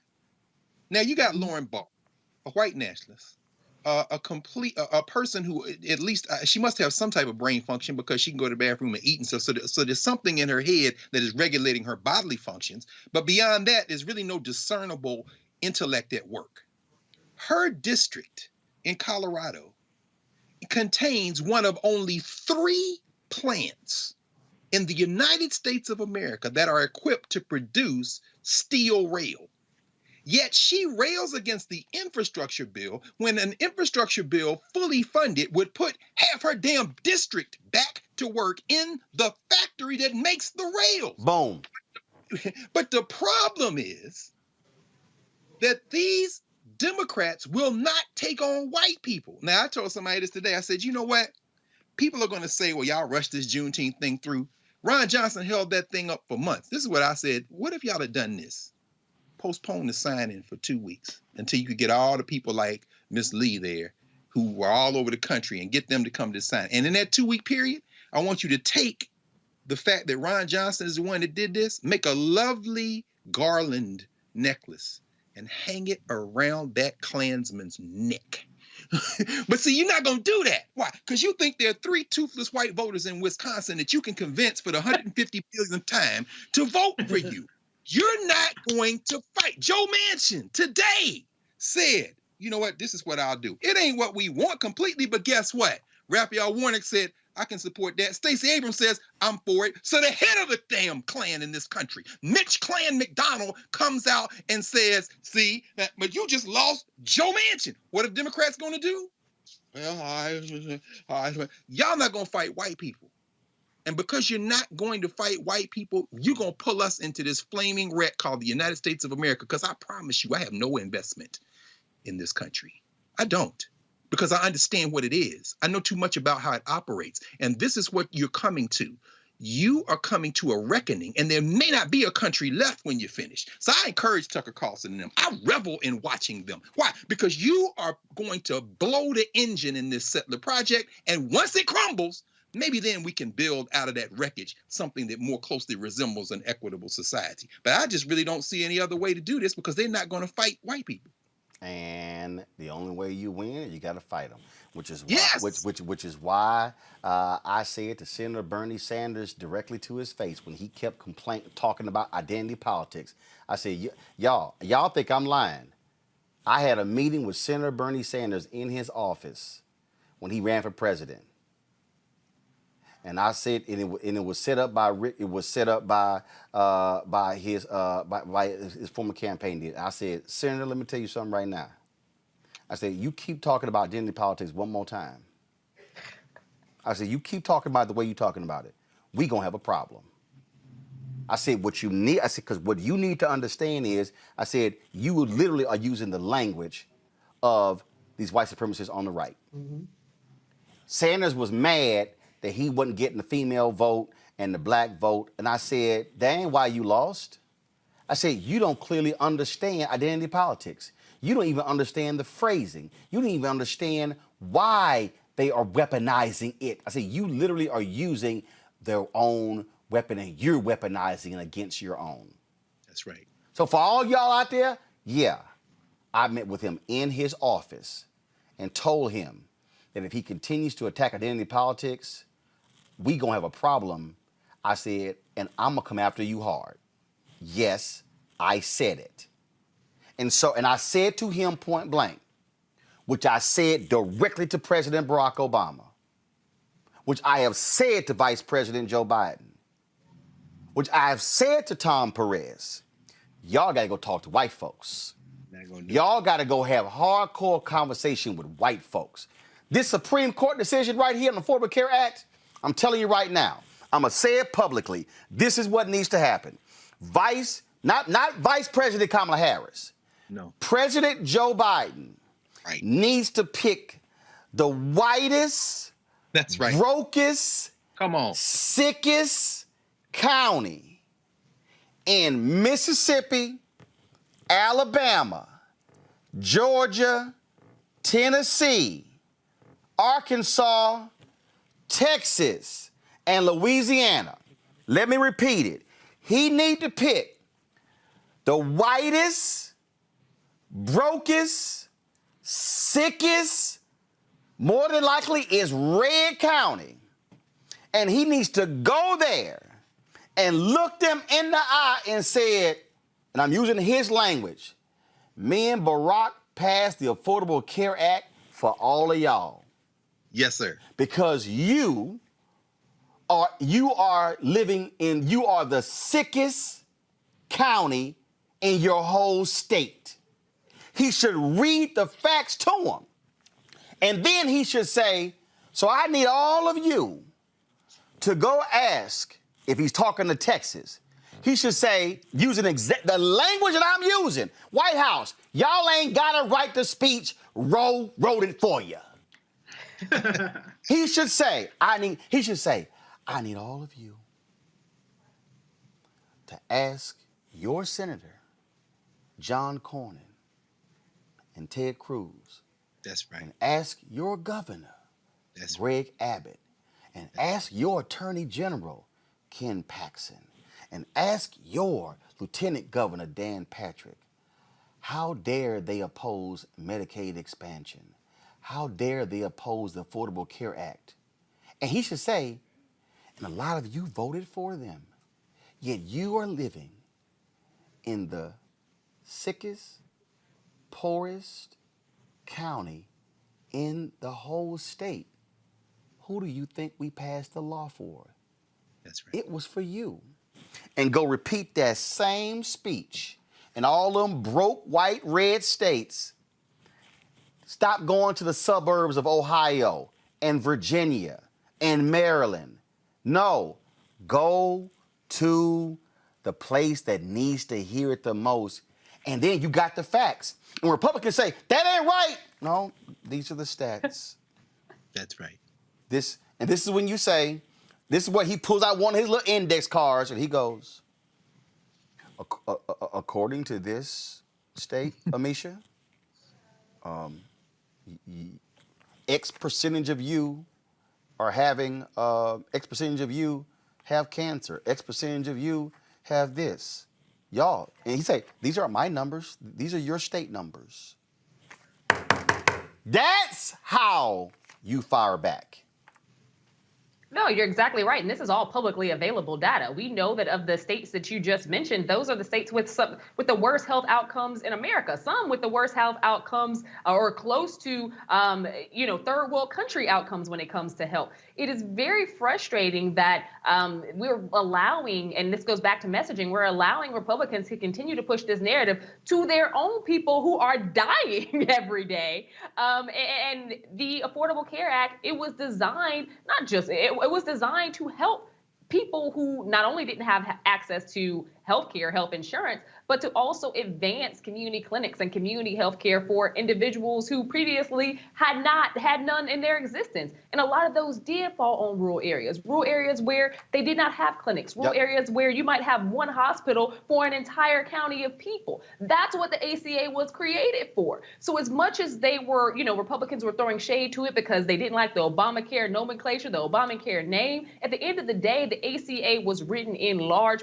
part due to take care of the very people who hated so much of its existence. And I think that right now is a time for the Biden administration to do a victory lap. But like you said, Roland, it's also time for them to actually go and visit those rural areas that they were so afraid to visit and have consistently been afraid to visit because of the conservative pushback, because of the rhetoric, but also because Democrats have yet to be able to frame a message to the people who are literally dying toothless, aren't able to provide for their families every single day. You know who was excited about those COVID relief checks the most? Those people. Boom. You know who was excited about the potential of an infrastructure package the most? Those people. There is a baked-in set of narrative that Democrats could use for this group. It ain't that hard. For whatever reason, we're not seeing happen. It ain't hard. I know how to flip a room.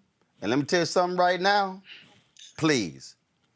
And again, do not send Kamala Harris. I need white people. That's right. To go.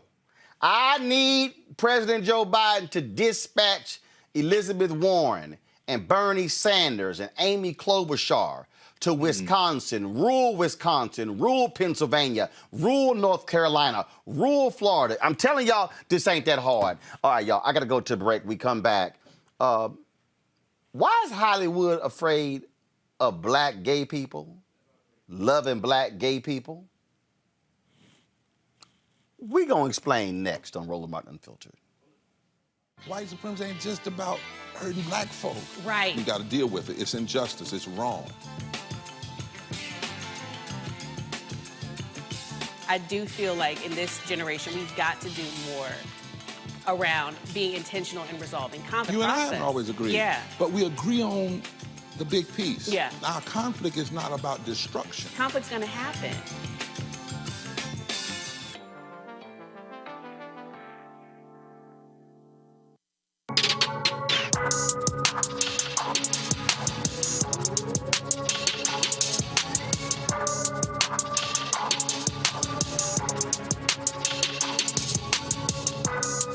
Here at Essence Festival 2018 with Ruth Carter, of course, and everybody keeps saying Ruth Carter, Black Panther, but she's done a hell of a lot more movies than that. How many movies have you done in terms of costumes? Oh, I don't think I've counted lately, but I think it's over 35. Right. So, I mean, and I say that because you're not new to this. You know, people all of a sudden like, oh, my God, because of Black Panther. No, you've been in this game. Yeah, I've been in this game for sure. Of 35 years, Malcolm X, two nominations, Amistad, Tina Turner, What's Love Got to Do with It? I've been doing this a long. I love what I do, so it doesn't feel like work. And then I looked up one day, and it was 35 years later. So what can I tell you? Are you amazed, though, how many people, again, because of the success of Black Panther, not only are they interested in the various African fashion elements, but also they now realize there's another aspect of Hollywood filmmaking that's not just a director or the folks who are in front of the camera? Yeah, it's really nice that the costume in Black Panther kind of brought costume design to light. And I have been designing for superheroes for a long time. Malcolm X was a superhero. Tina Turner was a superhero. But the global impact that the Black Panther did, you know, it made $1.4 billion. And it touched a lot of people. So, you know, to have done like the life's work and really given the Black Panther your all really is heartfelt to see all the people that have embraced it. You and I, we've talked several times about the movie itself. You've had so many other interviews. Have you considered, or if you've already done it, really putting something together? I mean, the amount of research that you had to go through it, where people really need to understand all of that, and then where certain things came from, and it wasn't just from this particular African nation. Anything along those lines that's sort of a guide, a how-to, or just because it's an interesting backstory how certain pieces got on screen. Yeah, well, I do have an exhibition of my work that I have mounted, and it's going to launch in Pittsburgh in August. And what that is, it's actually a walk through history. It's a walk through film history. It's a walk through my design process. And actually, you know, the Black Panther kind of seals the circle. You know, we start with roots and Amistad, and we have the American experience. But actually, the Black Panther gives us like a backstory that goes beyond slavery. So it's a really exciting exhibition that I'm putting together, and I think that's the start of what you're talking about. You know, what is it that you do, and how do I do it? I know those questions are out there, so I'm just going to step my way through it. I'm still a costume designer, so that's like a whole nother, you know, ball of wax there. Yeah, but the reality is, even though costume design, you also have to be a major historian and researcher to do what you do as well. Yeah, I love the research. I love looking at the work of James Vanderzee, Gordon Parks.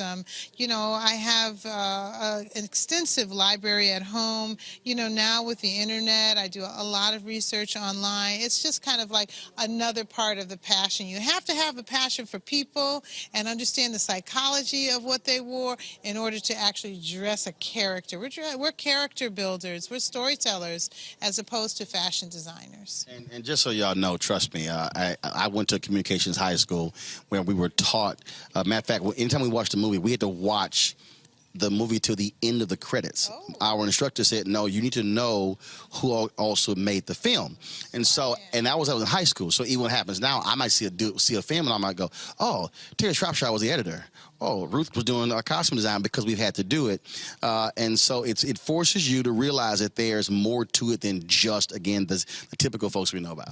And listen, I sat in the movie theater before I became a costume designer when I heard about this profession and I read the credits. There were so many people in the credits. I said to myself, there is a place for me in the entertainment industry. True story. So I got to say this as well. So when you talk about now because of the success of this movie, so this actually happened. So I'm watching the movie and I see this outfit. It probably was on the screen for like 10 seconds. And I was like, Ruth, I need to see that actual outfit. All I said was just the back. It was just the back, and it was on for that long. But I said, okay, that's fire. Yeah, and then I sent you a text of a picture of it, and you were like, that's the one. So, yeah, that was the special time when T'Challa was taking the throne. And, you know, Kente is worn primarily for special occasions. So we lined his full-length vest with Kente. Oh, it's gorgeous. Of course, the brother who actually designed it, you sent me his information, and so we're chatting. So y'all gonna see that. Yes. You're gonna see me wearing it. Yes, he made it. I designed it. See, there we go. Cool. All right, that's fine. I give credit. Yeah, no, Carl in Atlanta. Yeah, he's your go-to guy. All right, then. It was always good to see you. And what's the next movie? What are you working on? I'm doing Dolomite, the Rudy Ray Moore story with Eddie Murphy, 1970s. Lots of polyester. Yes, it's wonderful. It looks so good. All right, Ruth, always good to see you. Thank you. I appreciate it. Thanks so much.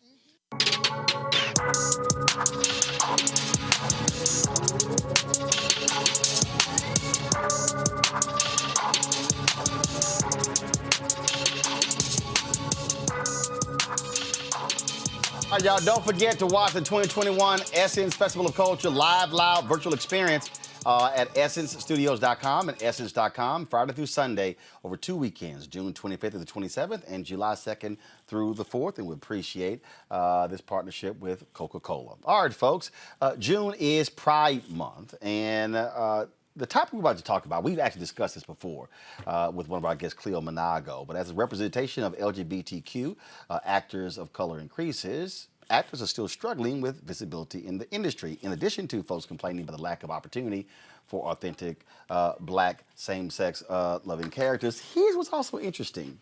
When you start breaking down what you're seeing on the screen, how many actually black-on-black same-sex loving characters do you see? Why isn't it always a black character with a white character? Carolyn Weisinger, she was board president of San Francisco Pride. Dr. Cleo Monago, chief advisor, Black Men's Exchange, and film producer Kurt Moore. Glad to have all three of you on the show. I'm gonna start with Cleo. Cleo, we've had this conversation before, and you've been highly critical of very prominent blacks, same gender loving folks who you say keep promoting this as well. And you've argued, just like when you have black folks who are saying, yo, you want to see, when you say you want to see black love, your deal is like, yo, why is it that that black dude always got to have a white dude?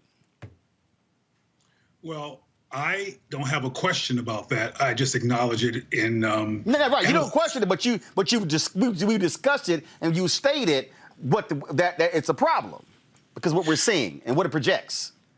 Yeah, it's a problem, but I want to preface my comments with it's very difficult also outside of the comedy context to find black on black love in the landscape, period, the pop culture landscape. There is no reliable heterosexual love story on a weekly basis that's not a comedy in the popular culture landscape. So it's a problem all the way around. I will give you a little pushback, Queen Sugar. But you have to give me a little, though. See, that's my point. It's just a little pushback. Well, I'll say Greenwood, Queen Sugar. I mean, there are some, but go right ahead. I get your point. So there's a lot of issues here. One is the LGBTQ white, particularly queer, are white social political constructs that are very self-serving and politically active and white determined and white led. So everything that happens trickles down to the empowerment of white people. So the black people that we know on a first name basis, I'm not gonna say any names yet, but I might before the show's over if you want me to. The majority of the black same gender loving people that we know about in popular culture are with white partners. And that's not necessarily them choosing themselves to be in front of the camera all the time, affirming whiteness. White people are making the choices of who we get to see. So we see who they choose, and they choose people who they know have a love or affection for them. Because that's what white gay culture is about, the affirmation of whiteness and white people and white homosexuals. Carolyn, That's why I don't identify with the culture, and I refer to myself as a same gender loving black man. As you know, I don't do LGBTQ in the alphabet soup. Oh, no, I know that because whenever, matter of fact, I was somewhere speaking and I said same gender loving, and they were like, what is that? I said, call Cleo. I said, clearly you don't watch Roland Martin Unfiltered. Carolyn, you were shaking your head in the affirmative as Cleo was talking. Many different things, and I'm the board president of San Francisco Pride, as you said, and I'm only the 4th black president of San Francisco Pride, which is celebrating its 51st anniversary this year. And you look at the history of just the LGBTQ community itself. You know, it was, of course, the movement per se was started by a black transgender woman throwing a brick at Stonewall. Yet over the last 51 years, the community has done a great job of whitewashing that entire history and really pushing black and brown folks to the background. And I think as far as the way that Hollywood, or why we would only see black folks with white people in these television and film narratives, it kind of goes to something you said in your last segment. You know, when you have producers, they want to make sure, I'll put it like the last panel said, they want to make sure that that person in Wisconsin, the toothless person in Wisconsin, is more likely to watch the show if the black man is with a white man, or if there's a black lesbian, but she has a white partner who is the primary focus. So they're still catering to the white gaze, which is something that we see in almost every conversation when it comes to black LGBTQ community. You know, something that I say all the time is that when you're having these conversations about issues between the black community and the LGBTQ community, usually what you have is white gays talking to straight black people, and black LGBTQ people are always pushed to the background and very rarely asked to tell our story. So film and television is no different. It is quite interesting, Kirk. First of all, I saw you were getting a big laugh when Cleo was talking. Yeah, I didn't miss that.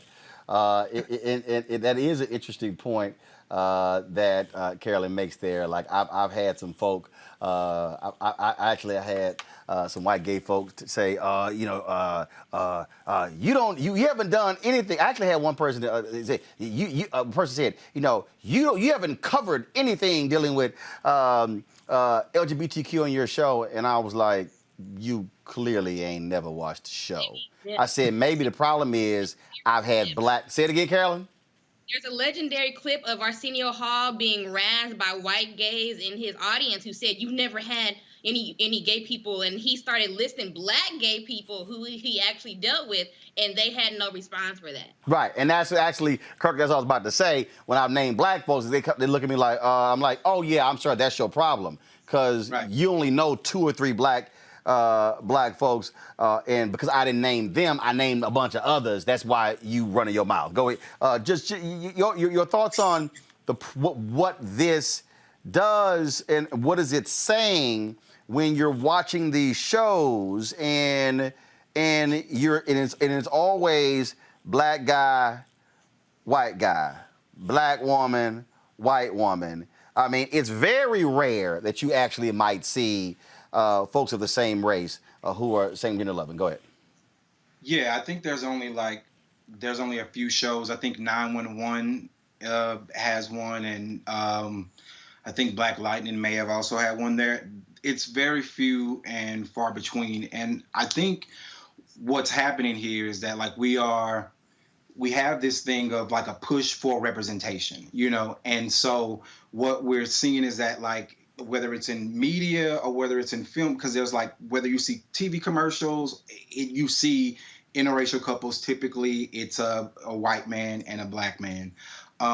You rarely see like a black man with a Latino or a black man with an Asian. It's typically whiteness is in somehow way centered. And I think what's happening is that like, I always try to preface this that like I have no like issue with interracial dating or interracial relationships. What I do have an issue with is that if interracial relationships only make up 16 to 20% of gay relationships, then why am I seeing 90% of that on television or that in movies? And that's a problem, because for me, representation is about authentically presenting culture. So if you are trying to authentically present culture, then you have to show relationships or, you know, interactions, community the way that they are. And gay relationships are, for the most part, not interracial. And what's happening is I also think that it is being presented as aspirational.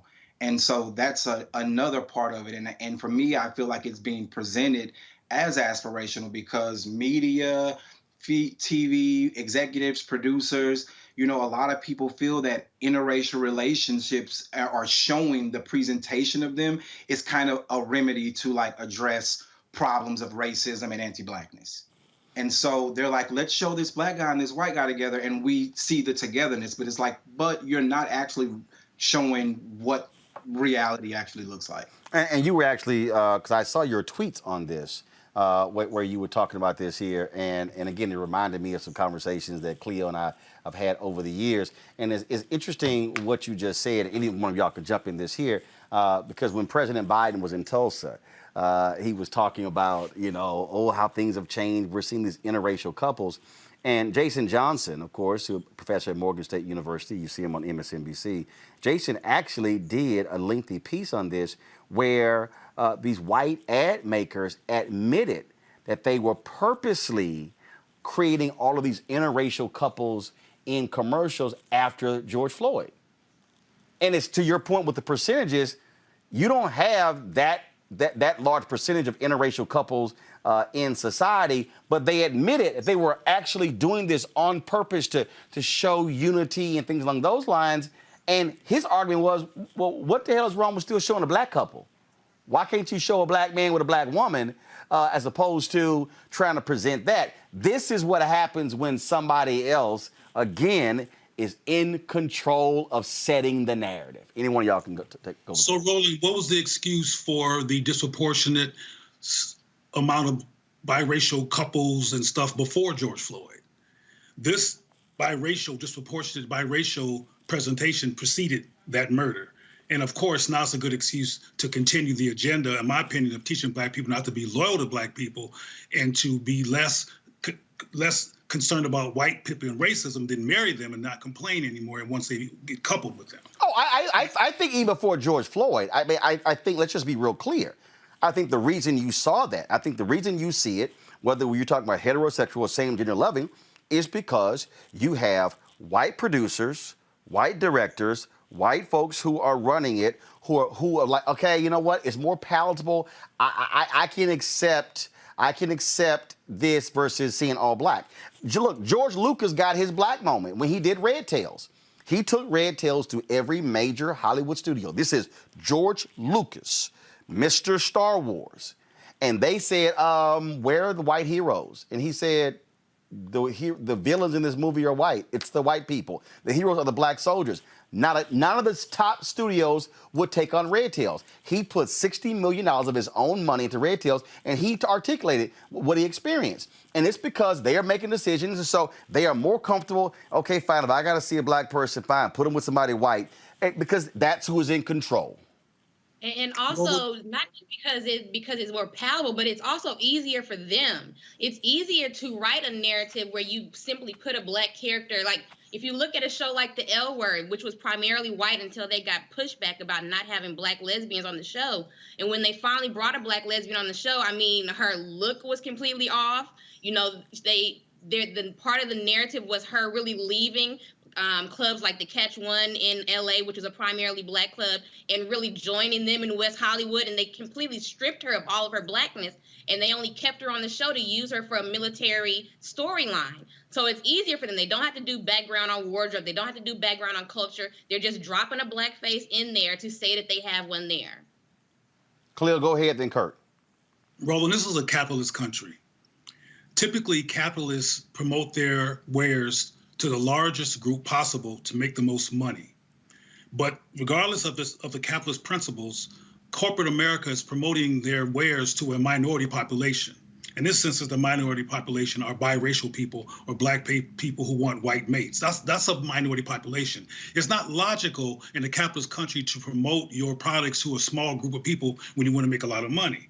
However, if you're involved in social control, and if you want to teach black people not to be loyal to black people or black issues and get off of white supremacy's case and start marrying white supremacy, then it'll result in the goal of what they've done with the Black Miento Project in Brazil and what they did in Argentina, which is teaching black people to value white people, white beauty standards, white folks as more lovable and more human than black people. And then black people over time in droves run over the white people as the best option for love and for relationships. And that's another one of the agendas of what occurs here. It's not simply that they want to have a black person in place. They're trying to get black people. Why would a still contemporarily racist media system start making a decision to make everybody would run after white folks? It certainly is not for black folks. It's for white folks. And if we love them more than we love ourselves, that benefits white supremacy. Kurt, so what do we do? Listen, how does this change? Wow. Well, okay. So, you know, I've been kind of running through like what I think can happen. And I think part of it is that, like, if you just think about, you know, the shows that we have on, those shows are created by people like me, you know, by writers. So I feel that part of this is our responsibility. And I do, you know, living in Los Angeles and, you know, being in this industry, you do see that, like, I think part of it is I've lived in Texas, I've lived in Georgia, I've lived in Los Angeles or California, and I've seen the most black-white interracial relationships in Los Angeles. I don't have like the stats of what that may be, like by region or by state, but like I've seen the majority here, and I've seen a lot of that in our industry. So typically people write what they know. And so if your partner is white, or if that's what you prefer to date, then that's what you're going to write when you tell those stories. What I want is that studios have to, and I think that it is definitely easier for them to sell a show or to sell a movie about an interracial couple than it is to black men. So about two black men. So studios have to open their doors, open their pockets, listen to these stories and say, okay, we want to get these stories out there as well. But Kirk, you also got to have some black people. You also got to have, let's just be clear, you also got to have some black actors with some damn guts. Eric LaSalle, when he was on ER, he had several black relationships, and they all ended up horribly. Then all of a sudden, they broke the script with this white doctor, and things are working out great. And Eric LaSalle said, no, we're ending the relationship. He said, I cannot send the signal that every relationship I had with a black woman ended horribly, but the one with the white woman is rosy. And they ended it. He publicly came out and said it. See, to me, this is the moment, and I want to hear Kirk, Cleo, and Carolyn, y'all speak to this, where black creators have got to have the guts and say, no. Look, I get roles and I get, hey, it's tough and I want to keep apart. But at some point, if they are not going to change, then somebody's got to say, no, y'all can't keep giving me white love interest and ain't nobody black. Well, here's the thing. And I mean, I talked about this last week, so I'm just going to say it. I mean, part of the thing is if those actors don't date black people, they ain't going to give a damn. So, like, that's also part of it, is that if these writers, if these directors, if these actors don't actually date us, then they're not going to. Why Eric LaSalle is saying, hey, I date black women in my real life, so I want to see that reflected on screen. If the domino, if I knock down your dominoes and they all white, then you don't care if all of your partners are going to be white. You probably are more comfortable with that. So again, I think that, as I talked about, I think there are people like me who are writers who are going to have to step up. But there are there are several black gay writers and directors out here. The thing is that those shows typically have interracial relationships, mostly probably because they date interracial in real life. And that's just, again, like I always say, they tell writers, write what you know. So they are writing what they know. But because if you go and look at whatever showrunners, I'm not going to name any names, but if you look at the showrunners and you see the shows that they create, you see the characters that are on TV, and then you go and look in their real life and you see who they're dating, then you understand why those stories are being told. What's going to have to happen is why I said for studios, for executives, for agents, they are going to have to be open to our stories. They are going to have to take these stories because they clearly aren't afraid to tell a story. They're not afraid to tell a story of a black gay man from a black gay man. It's just who that black gay man is with on screen is what matters. And so that is what needs to change, in that people have to be more open and saying, well, why am I afraid to show two black men on TV like being in love? And they are going to have to they're going to have to answer a tough question of themselves, because I think that that's where it starts. Again, I think that you are right that yes, actors and people have to step up, and several are, but you also have to understand that many of these creators are also in relationships in real life with white men, and that's why we see this on screen. Cleo and Carolyn, I don't mean to use a J. Anthony Brown joke from the Tom Joyner Morning Show, where he would often say, same sex, same problems. Well, Roland. Yeah, and shows like Pose, which was wildly successful, but also you have to look at the fact that mainstream, as much as we were seeing people embrace black and brown trans community, part of that was definitely it wasn't a show that was necessarily written from a stereotypical lens, but some people were watching it to see that, if that makes sense. They were watching it for an education on parts that were not necessarily their business.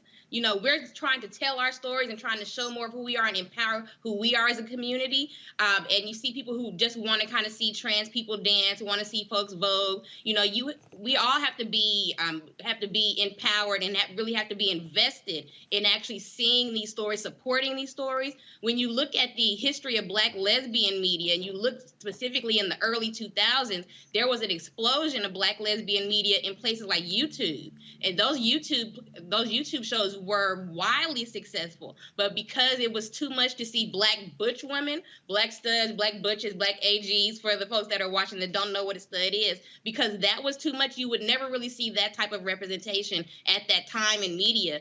And it really is about us supporting all identities, all versions of ourselves. Because whereas you might see black men more in media, you're not going to see as many black lesbians. We are definitely the low man in the totem pole as far as being represented in film and media overall. We might be behind the camera. There's a whole lot of black lesbians now who are writers, who are producers on shows like Queen Sugar. But it's very rare that you just see black lesbian love. You are not going to see black lesbian love on TV anywhere. Cleo, final comment. Roland, white supremacy pimps black self-hate. White supremacy takes advantage and locates black people who have an issue with being black and who treat white people like crack and have to have one. And those are the ones they allow to have some kind of gravitas inside of contexts like Hollywood. You yourself have talked about CNN and how you have heard or had interaction with the people who are in power there and talked about some of their racism and why didn't they change some of their approaches. And they didn't change their approaches because CNN, which I call the Caucasian News Network, was doing what it did to make sure that white people, white voices, white power, white determination was key in people who are affirming black people and not doing things that were just comfort zoning or white accommodationists. Didn't have any real power at CNN. Hollywood, as you know yourself, does not have such thing as a black person who can red light a major film. Not one. In the history of Hollywood, nobody black has ever run a studio, ever. Right. So the point a black man was the CEO of American Express, but you ain't never seen a black person run a Hollywood studio. So there's a couple of issues here, and we don't probably have time to get into the whole thing, but one of the issues that I want to stress is that white people choose who get to have success, who get to be powerful, who get to be known. They're not powerful at all, but who get to be well-known puppets. And the majority of the black people who are same-gender loving that we know by name, well, I don't want to say their names and get you in trouble, but the more all of them you have ain't white getting me in trouble. You the ones talking. Okay, well, look, Don Lemon, Wanda Sykes, Lee Daniels, the dude named Bill something who's on that show Pose, Billy something. Billy Porter? Billy Porter, and the rest of them. White people knew what they were doing when they kept them. Like white people knew what they were doing when they made it difficult for you over at CNN. They don't want black people who love black people, who affirm black people, nowhere in the media landscape. They want us to accommodate and be loyal to them. But let's get to solutions. One of the solutions here, or one of the things that creates black people who run the white people for sanctuary and who run the white people for love and become those yes men to white studios who will let them have white lovers, because like the brother said, that's what they do at home, is that black people have to start creating rational support systems or engagement systems around the existence of same-gender loving people in the black community context. One of the reasons why black people be jumping ship and running the white folks for sanctuary is because going into 2021 on a macro level, the black community has not rationally engaged the existence of same-gender loving bi and trans people. So the people who keep on creating the narrative keep being white folks and the black people who they sleep with. And black people are part of why that occurs, because a lot of us are self-conscious. I've been knowing very famous same-gender loving black people all of my life. I'm a counsel to some of them, living and dead. And there's a couple of issues. One issue is that the black community has not actively created safe space. And the other issue was that the gay LGBT paradigm does not affirm black people. It makes black people confused. It creates disorientation in black people. It creates a question about black loyalty among black people, because the whole paradigm affirms white people symbolically and culturally in terms of its whole genesis. So black people need to learn to love themselves in their own image, who are same-gender loving. The black community needs to stop avoiding the issue and worrying about the compromise of black manhood, which is something that we should be concerned about, because black manhood has been under such attack and we're concerned. But some of our resistance to addressing same-gender living people is connected to our resistance to looking at manhood in a nuanced way. So we got some work to do from a black perspective to get black people to be strong enough not only to love black people, but to question Hollywood out loud about their inability to show black people loving black people. Kirk, and stop letting Lee Daniels and other white chasing black folks be the only ones who control our narrative. We can prevent this, but we have not learned to do it because of some conflicts within the black community. Kirk, you were trying to jump in real quick. No, I was just saying, well, there is definitely one president or that can greenlight a film. That's Alana Mayo. She's actually a Black lesbian woman, and she's a president of Orion Pictures. So just to throw that out there, I mean, there needs to definitely. Ash, what was that? Where's the bunch of pictures she's put out? That she just. I'm just gonna Oh no, she literally just started. So that's why I'm just putting it out there. So that's that. Now hold on. Is she a studio? Hold on? Let's be clear. Is she a studio head, or is she with like a studio within a studio? No, she's the president of a studio. Within a studio. Because I know a whole bunch of Black lesbians with scripts and films ready to be greenlit. What's her email address? I'll send them to her. I don't have it either. I mean, she's the president. I don't care what color she is. If she's a white choice, I've got to see action for myself, and if there's going to be some Black outcomes, because Black people have been chosen to be president and all kinds of stuff, and Black people did not benefit from it because white people chose them, and they chose them because they were good white accommodationists. So being Black, it's not enough in the modern era because whiteness has contaminated everything, including so-called pro-Blackness. What we need to look at is outcome, not position. And to his point, I'm pulling this up. It was a year ago. And Orion is under MGM, which was just bought by Amazon.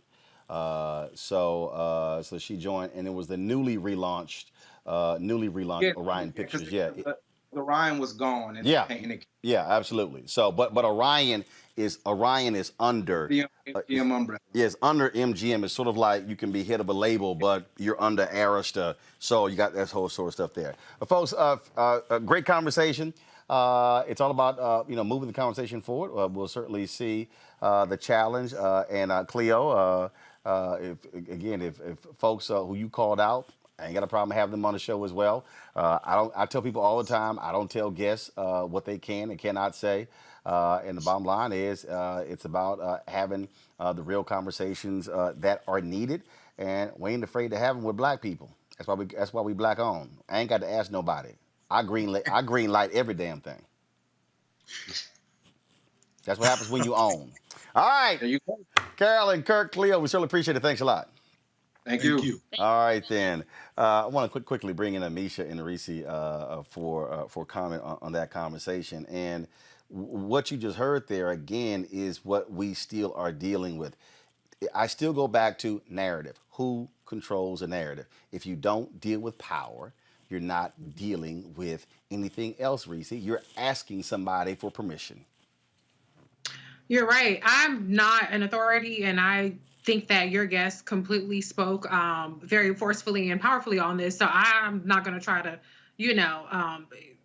add too much to it. But it's the challenge that I think Black people deal with in every single community in terms of, securing your space versus making room for others. And making room for others might involve sacrificing your space and sacrificing your popularity. But I feel like on this one, I'm going to defer to your guests and mind my business, because I'm not one to call out any person in a community that I'm not involved, that I'm not a part of personally, and how they choose to operate and how they choose to maneuver in their life. So I'm going to sit this one out. Well, Amisha, for me, it's not calling anybody out. It's just being very, very honest. The bottom line is here. I go back to, people hear me quote this all the time, the first Black newspaper, Freedom's Journal, what they wrote in March 16, 1827. We wish to plead our own cause. Too long have others spoken for us. The bottom line is this here. If you do not own, if you do not control, then you're asking somebody else to tell your story. No, you're absolutely correct, Roland. And I kudos to you for providing a platform for that very important discussion. To Reese's point, I think the people who can speak the best on the LGBT struggle for not only being seen as Black people who are LGBT, but also having their stories told and reflected in a manner that speaks to their lived experiences is something that I think that we will continually fight. Heterosexual Black people face a much similar fight in the sense that, to the point that was made earlier in that conversation, the consistent narrative and the pushing of interracial relationships, which there's absolutely nothing wrong with, by the way, but the consistent pushing of it that makes it seem like it is happening more naturally occurring in society than it actually is hilarious to me. But it's also extremely problematic because it is shown at the behest of actual Black love and Black experiences.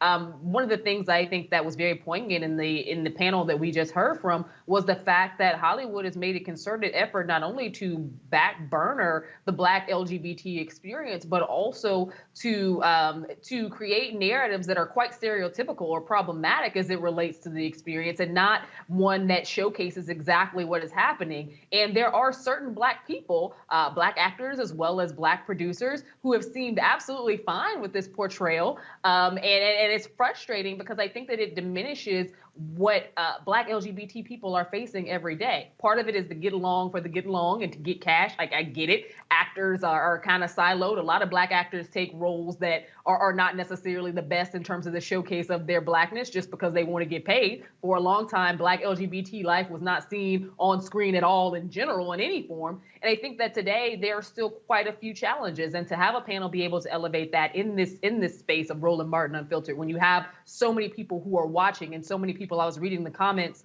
while that conversation was going on, some of them, quite frankly, were ignorant. Not only ignorant to the LGBT experience, but also wondering why you would even host that type of conversation here. That's a frustrating point as well. So kudos to you again, Roland, for actually having such a vibrant discussion and having it with the people who are on the forefront who need to be responding. Again, everything goes back to, do you own and control? What I keep saying to people, which is why I tell people why they must support this show. And this is why, look, we're out there trying to secure more advertising.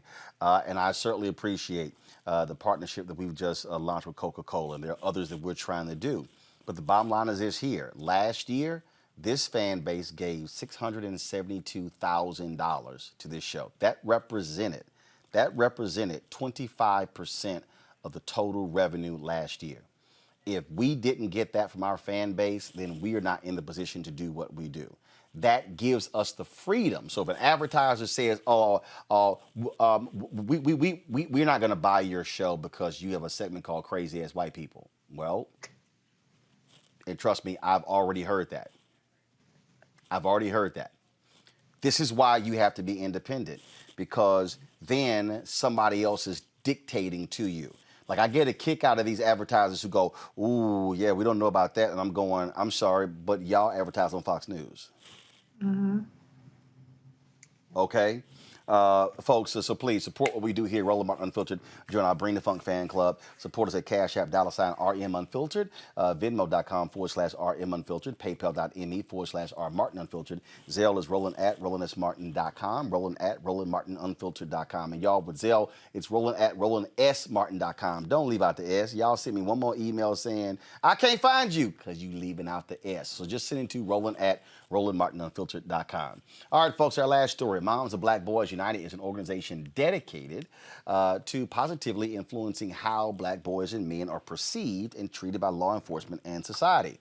Their mission is to provide information and support for moms of Black sons and promote positive images of Black boys and men, changing perceptions, encouraging self-care, and fostering understanding of the plight of Black boys and men in America. The founder and president of Mob United, Depelsha Thomas Magruder, and Nikki Michaud of Mob United. They both join us. Folks, glad to have you here. When did this start, and where did it start, and what was the reason for it? Sure. Well, first of all, good to see you, Roland. Very nice to be here with you tonight. And the way I describe the founding of Mob United is I had the reaction in the summer of 2016 that many people across the globe had in the summer of 2020. So I'm the mom of two young sons. And if you think back to 2016, it was the summer that there were two back-to-back brutal graphic killings of innocent Black men, Alton Sterling in Baton Rouge and Philando Castile in Minnesota. And just seeing those graphic images played over and over again on the news, you know, when I went to bed that night and then woke up the next morning, it just crushed my spirit. And I felt like I had to take action. And the action that I took was actually pretty simple. I started a Facebook group. We're live on Facebook right now, so we know the power of social media. But I started a private Facebook group for moms of Black boys and men, which was an idea I'd had for years, all the way back to Trayvon Martin and Michael Brown and Eric Garner and so many who came before the cases I mentioned. And I just poured out my heart and said what I was feeling in that moment: anger, confusion, the need to do something and to connect with people who could understand. And I sent it to only about 30 friends who I knew personally, who I thought would want to have a conversation around this. And it just grew virally. It grew from 30 to 21,000 moms that very same day, and now has more than 170,000 moms of Black boys and men. So that was the genesis. And we quickly mobilized and formed 2 nonprofit organizations to focus on influencing policy and perception. And how is that going? It's going well. We're about to celebrate our 5th year anniversary on July 7th, and as I say, I wish we didn't need to exist. But after we launched, so many cases happened after that. So since we started, we've advocated for and spoken out on more than 50 additional cases of police brutality and bias and misconduct, from Terrence Crutcher, Antoine Rose, Stephon Clark. The list goes on and on. You know these names. So it keeps happening. So as long as it keeps happening, and I will say, we broaden our mission. We're not just about police brutality. We focus on the entire experience of growing up Black and male in America. So we quickly realized there's a connection between the education system, the criminal justice system, and mental health systems. Those are the areas we tend to focus on to try to help moms and sons navigate all of the pitfalls and situations they may find themselves in repeatedly throughout their lifetime. So it's about empowering moms, empowering sons, and giving them the tools and information they need to be successful and to thrive, and celebrating our sons' accomplishments. Nikki. Yeah, and to that. Nikki, go ahead. Yeah, I just want to jump in a little bit, because when she's talking about education and the mental health stuff, it's one of the things we've been doing in the California chapter, specifically in Los Angeles. We've been partnering with Reimagine LA, working with the implementation of Measure J, which was the measure that was passed in this county of Los Angeles to give 10% of the general fund to fund care and not cages. And right now, the county is not doing their part. They're not honoring the wishes of the voters. So we're just trying to get the word out to influence the LA County and the CEO to actually fund these educational courses, these mental health programs, specifically for the youth, because right now they're not giving the youth any money. They're spending $800,000 per youth in probation spending, and nothing to do anything in terms of moving forward that Care First budget. So that's the kind of thing that members of Mob United get involved in on a policy level. And it's just all volunteers. We're all moms, with kids and all the school stuff. And we're just giving our time to help move this thing forward. And so in terms of what's next, celebrating 5 years, DePelsha, what's next? What's next is we want to be the most comprehensive resource for moms of Black sons. We're actually building a database of professional resources that our members can access. So if you need an educational advocate, you need an attorney, you need a mental health advocate, you need somebody to help you get through a IEP process or a court date, we're here for you. So we've been doing this, on an informal basis, counseling moms one-on-one in different situations, but we really want to scale that and make it something more professional, so that if you're in any situation that your son is facing, you can come to us. But I think the real magic of this organization is what Nikki said. We're empowering moms and training them on how to be effective advocates on issues in their community. So she gave the California example. Our moms in Georgia partnered with NAACP to push for the passage of a Georgia hate crimes bill. We're all nationwide pushing for the passage of the George Floyd Policing Act. We've been talking about Juneteenth today, and I think it's wonderful that President Biden passed Juneteenth as a federal holiday, but we're not going to be free until we have comprehensive legislation that stops our sons, our people, from being constantly harassed, targeted, killed unfairly with no accountability. So I'm looking for that substantial legislation that moves the needle more so than a holiday that we get a day off. We need to move the needle, and our generation has responsibility for that. Like, there hasn't really been significant legislation passed since the civil rights movement of the 1960s. So I feel a responsibility to carry the torch that our forebears started and make sure something happens in this generation that will have a difference, make a difference for decades to come and generations to come. Nikki, final comment. Ultimately, it's about funding. We have to push the governments, the city councils, the counties to fund the programs, to invest in our communities, to invest in the education. Because if we don't have this type of investment, we can't overcome some of these problems, because it's more than the police. It's not just about policing. It is all of these other issues, and you can't just silo the police issue and think that it's going to be solved. We need better education, better mental health, and we have to push our elected leaders to actually put our money to where we want it to be. All right, DePelsha, Nikki, we certainly appreciate it. Where can people get more information regarding Mob United? Thank you so much. MobUnited.org. Come join us on the front lines. All right. Thank you so very much. Have a good one. You too. Thank Good night. you. All right. Final comment from Amisha and Reese. They still there with me? Amisha, glad to see you. It is, I did not get to the Manchin whole voting deal. Bottom line is, it ain't nothing but an idea being floated, so when it becomes real, then I'll talk about it. Right now, it's just really just a waste of my damn time. I do want to finish the show with what we talked about, how we began the show dealing with Juneteenth. And I just really think that it's a mistake for people to minimize what happened today. The issue, Amisha, is not them just signing the law. The issue is now, what are we going to do with it and how we are going to ensure, I go back to, control the narrative. And I think that you're right here. At the end of the day, this gives Black parents a great sense of empowerment as well, I think, not only in terms of having the conversation with their children and throughout the communities, but also driving home the fact that slavery happened. That slavery was not some ordeal that was not about controlling Black bodies and free labor. We know that throughout this country and throughout schools in this country, public schools in this country, depending on where you went to school, the education you get around slavery is vastly different, whether it's a states' rights issue, whether it is a culture issue, or exactly what it was, abuse, human rights atrocities, and forcefully producing labor from people that you never planned on paying and never planned on actually taking care of in any way. I think that what we will learn from Juneteenth and what the nation will learn from Juneteenth is actually a reality of slavery, what it meant. And like you said earlier, it's not just going to be a blip in a history book anymore, because for the longest, we have not talked about it in the context of, one, how long it lasted, two, the fact that even after the Emancipation Proclamation, technically Black people were still slaves without shackles, sharecropping and doing other things in fields that they literally got paid very little for at that point as well for generations. And then we saw Reconstruction and the ushering in of Jim Crow. This provides an opportunity to have this conversation in the context of what slavery actually was, and that America cannot run away from it. With or without critical race theory, these conversations need to be had across this country. And I think that this is more than just a symbolic gesture in terms of the marking of Juneteenth, and that Black people and Black communities are treated as such. And let's just be real clear, Reese. It's a whole bunch of damn Black folk don't know shit about our own history. So we can sit and talk about it. We're in the white folk didn't know. It's a whole bunch of damn Black people who don't know a damn thing about Juneteenth and about the stuff Karl Marx said yesterday. So it's going to be an education for a lot of Black folk, too. Absolutely. And listen, you don't have to be impressed. You don't have to think it's a big deal personally. Nobody's trying to police your personal opinions on the matter.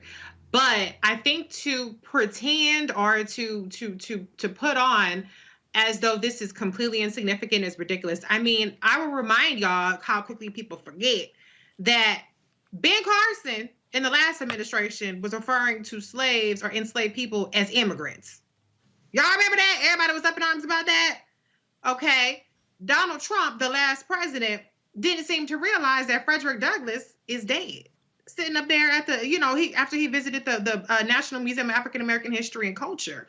So to minimize, number one, the work of people like Mother Opoli is gross. To minimize the work of the CBC and the Biden-Harris administration and the Congress, which you always make demands of to do something to recognize Black people in the history of this country, is a little ridiculous, but outrage is the currency that we deal with. But let's stop acting like there's absolutely no substantive difference between what we're seeing now and what we just voted the hell out. Because you would not have a person like Joe Biden, who's in the White House talking about racial equity, talking about the closing the home ownership gap, et cetera, et cetera. I can run down the whole list. You would have stunts like what Donald Trump pulled, which was pretending like he's going to give Black people $500 billion. So I think Amisha said one of my favorite things, this whole thing, take the win. Sometimes we could take a win. Ain't nobody said you won the championship chair. It's the playoff games. It's the very first quarterfinals. Okay, we got more games to win and to compete in. It's the show is not stopping today. But can't we just take one win? Just take one win.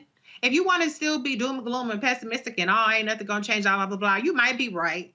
But today, I'm gonna take the win. Well, to your point, when you win a regular season game, it counts.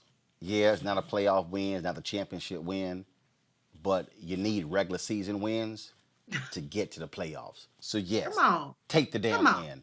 And so certainly, folks, we're going to end our show today again with that bill signing. President Joe Biden surrounded by CBC members and others today. Today, Juneteenth, now and forever, will be known as National Juneteenth Independence Day.